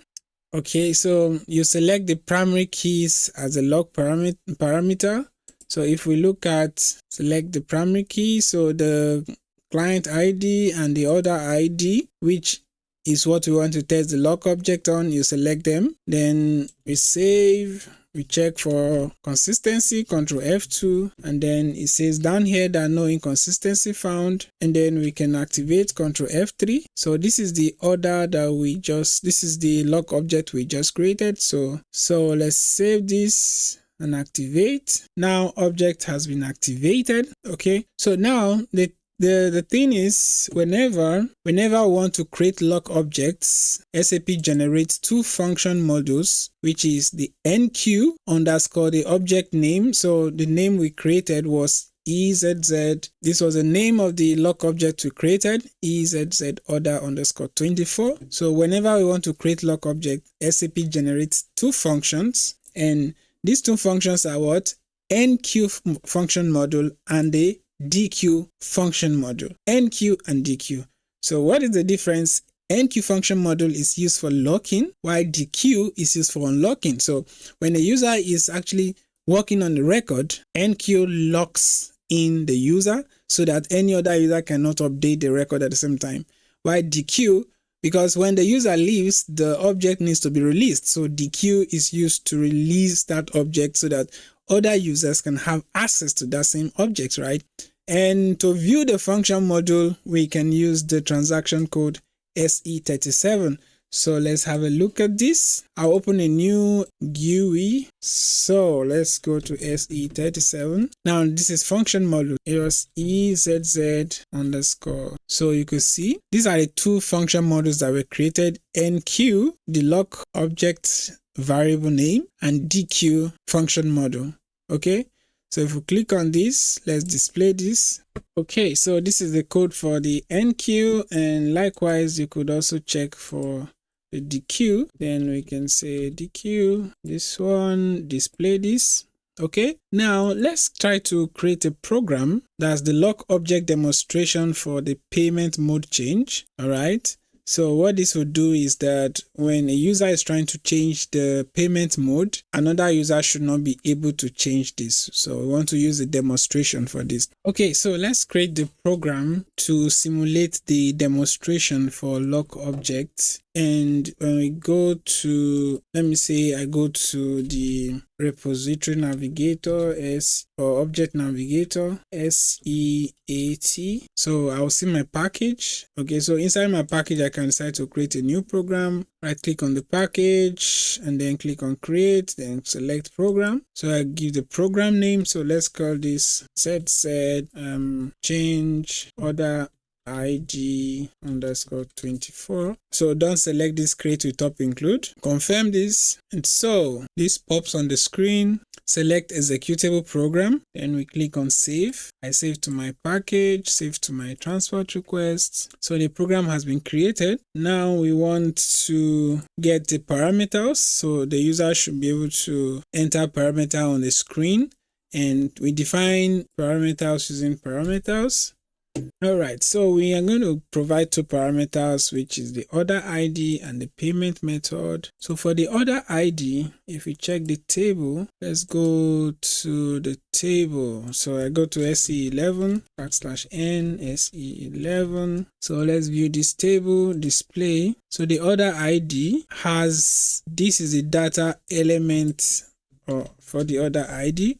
So this is going to be our type for the order ID. So instead of payment order number, we can change this to P order ID of type data element ID underscore 24. We can also check for the payment mode. So the payment mode is this. It has this type, has its data element. So this is data element payment mode. Then, so this is what will make it as a type. So I need a comma here and then a full stop here, period. Okay, so I save this and check for syntax, Ctrl F2. So we can see that no syntax error found in the report. Let's activate this. This is activated. So if you want to see what parameters mean, let's run this. Let's execute F8. So you see that we have on the screen, P order ID and P payment. So which means this is expecting a user input. So it's like in programming, other languages, this is user input parameters. So whatever value enters here is captured as the order ID, and whatever value you select here is captured as the payment method. Okay. Now, but we need to do one thing. We need to change this text so that it's more readable to the user using the data elements that we created. So instead of OID, we want it to show the data elements that was created. If you don't understand this, please check the video in the description and that will also pop up for more explanation on data elements. So data element is what is used to process the field inputs that will be displayed to the user. So to make that change, what we need to do is you go to text elements. So select text element, then click on selection text. So these were imported, or these are the selection text.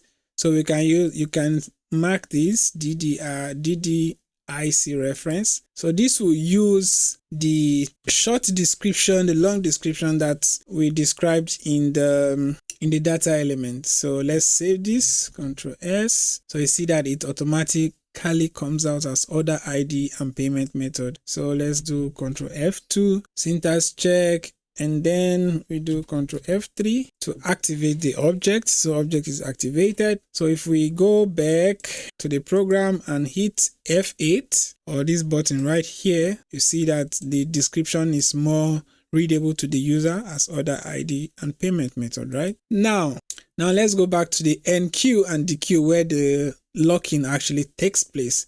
So, the first step is that we needed to create the lock object. So we'll give it a name and then attach the table we want to create the lock object to. Then secondly, we created a program where we are going to use the enqueue and dequeue. Okay, so now we need to call the enqueue function, and you can call the enqueue module using pattern. So when we click on pattern here inside the call function, so we need to pass the enqueue function, enqueue underscore the name of the program, and then click on confirm. So when we do this, it brings out all these parameters. Then we can uncomment all. Okay, so you can right click, go to format, and then say uncomment lines. So we uncomment everything and then pass in the order number into the enqueue function. So the order ID is what we are interested in. This is the order ID. So we pass it into the enqueue function. Okay, order ID is equal to this, and you can leave every other thing. So remember, a period is here. Remember that this system variable sub sy sub rc, it returns a 0 if the operation is successful, and then any other value apart from 0, then it's not successful. So we need to give some error handling messages here. So we can write a switch case, and the case could be in this format. So when 1, we display this error message. So when 1, we display this error message, order is currently locked by another user, and the type of the type E means error. And when 2, system error during lock attempt, the type is an error type, and when others, unknown error during attempt. Then one more thing is that we need to update the payment mode. As the user tries to update the payment mode, we need to update this, right? We need to write the code for that. We use the keyword update, and then we need to give the name of the table. So our table name is ZZ order header table underscore 24, right? And then we need to set the payment mode. So we use the keyword set. So set payment mode into payment mode. So the value we receive from the user here, we set it as the payment mode, but we need to check from the table PM. So set PM equals to the payment mode, and we use a where statement where order ID is equal to P order ID. So let's save this. Let's do for syntax check. Apparently when we did a syntax check, there was no error found, no inconsistency. So can we proceed? So also we need to write an error handling statement here so that when this is successful, we can say payment mode updated successfully. So we can say if the local variable for sub rc is equal to 0, then we need to display the message, and the message will be that payment mode updated successfully and the type is success. So S means success. And then what is the else part of this if statement? The else part of the if statement is that else order ID not found. Order ID not found or update failed. So type is error. and then we click on the end if statement. Click on the end if statement. Okay. So now after doing the enqueue to lock the object, then we need to unlock the object, right? So we need to release the lock. Then we need the function for the queue. So we still use the pattern.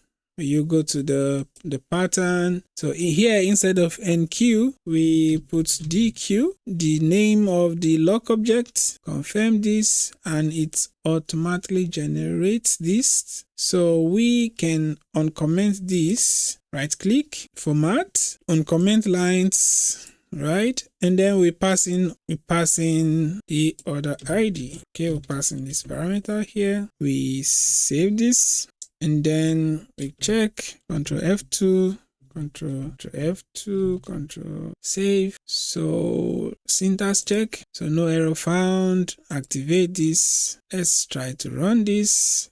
Or activate. Okay, active object generated. So let's try to execute. So if we click on F4, order ID does not have value help. Why is that? The order ID is not having a search help. Remember, we created search help in the last video, so we need to add the search help to the data element so that whenever we use this data element, the search help will automatically come along with this. So let's go and fix this. Let's go to SE11.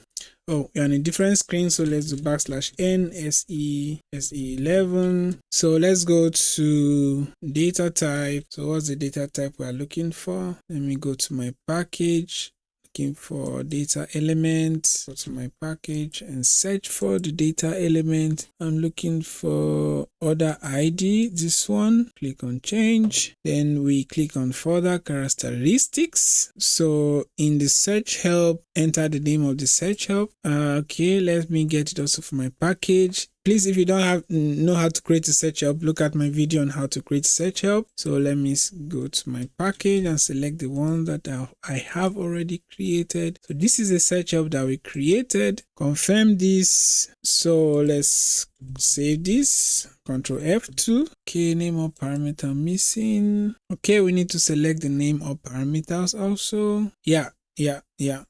So let's Control save. There's Control F2. So no inconsistency found. Then we can activate Control F3. We want to activate the data element. So confirm this.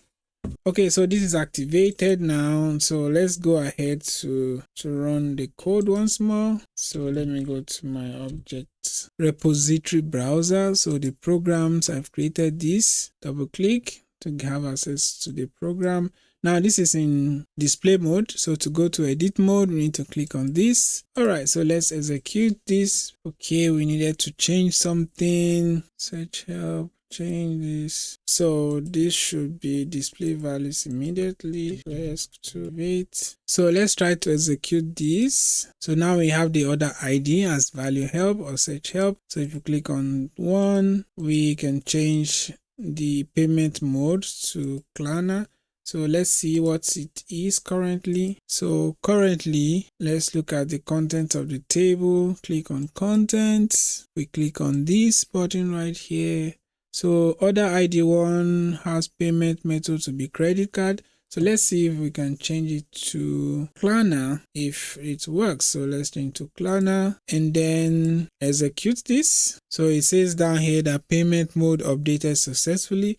So let's go to the table and see if order ID is now set to K. So this is our table. Click on the content and click on execute. So now I see that it's updated to K.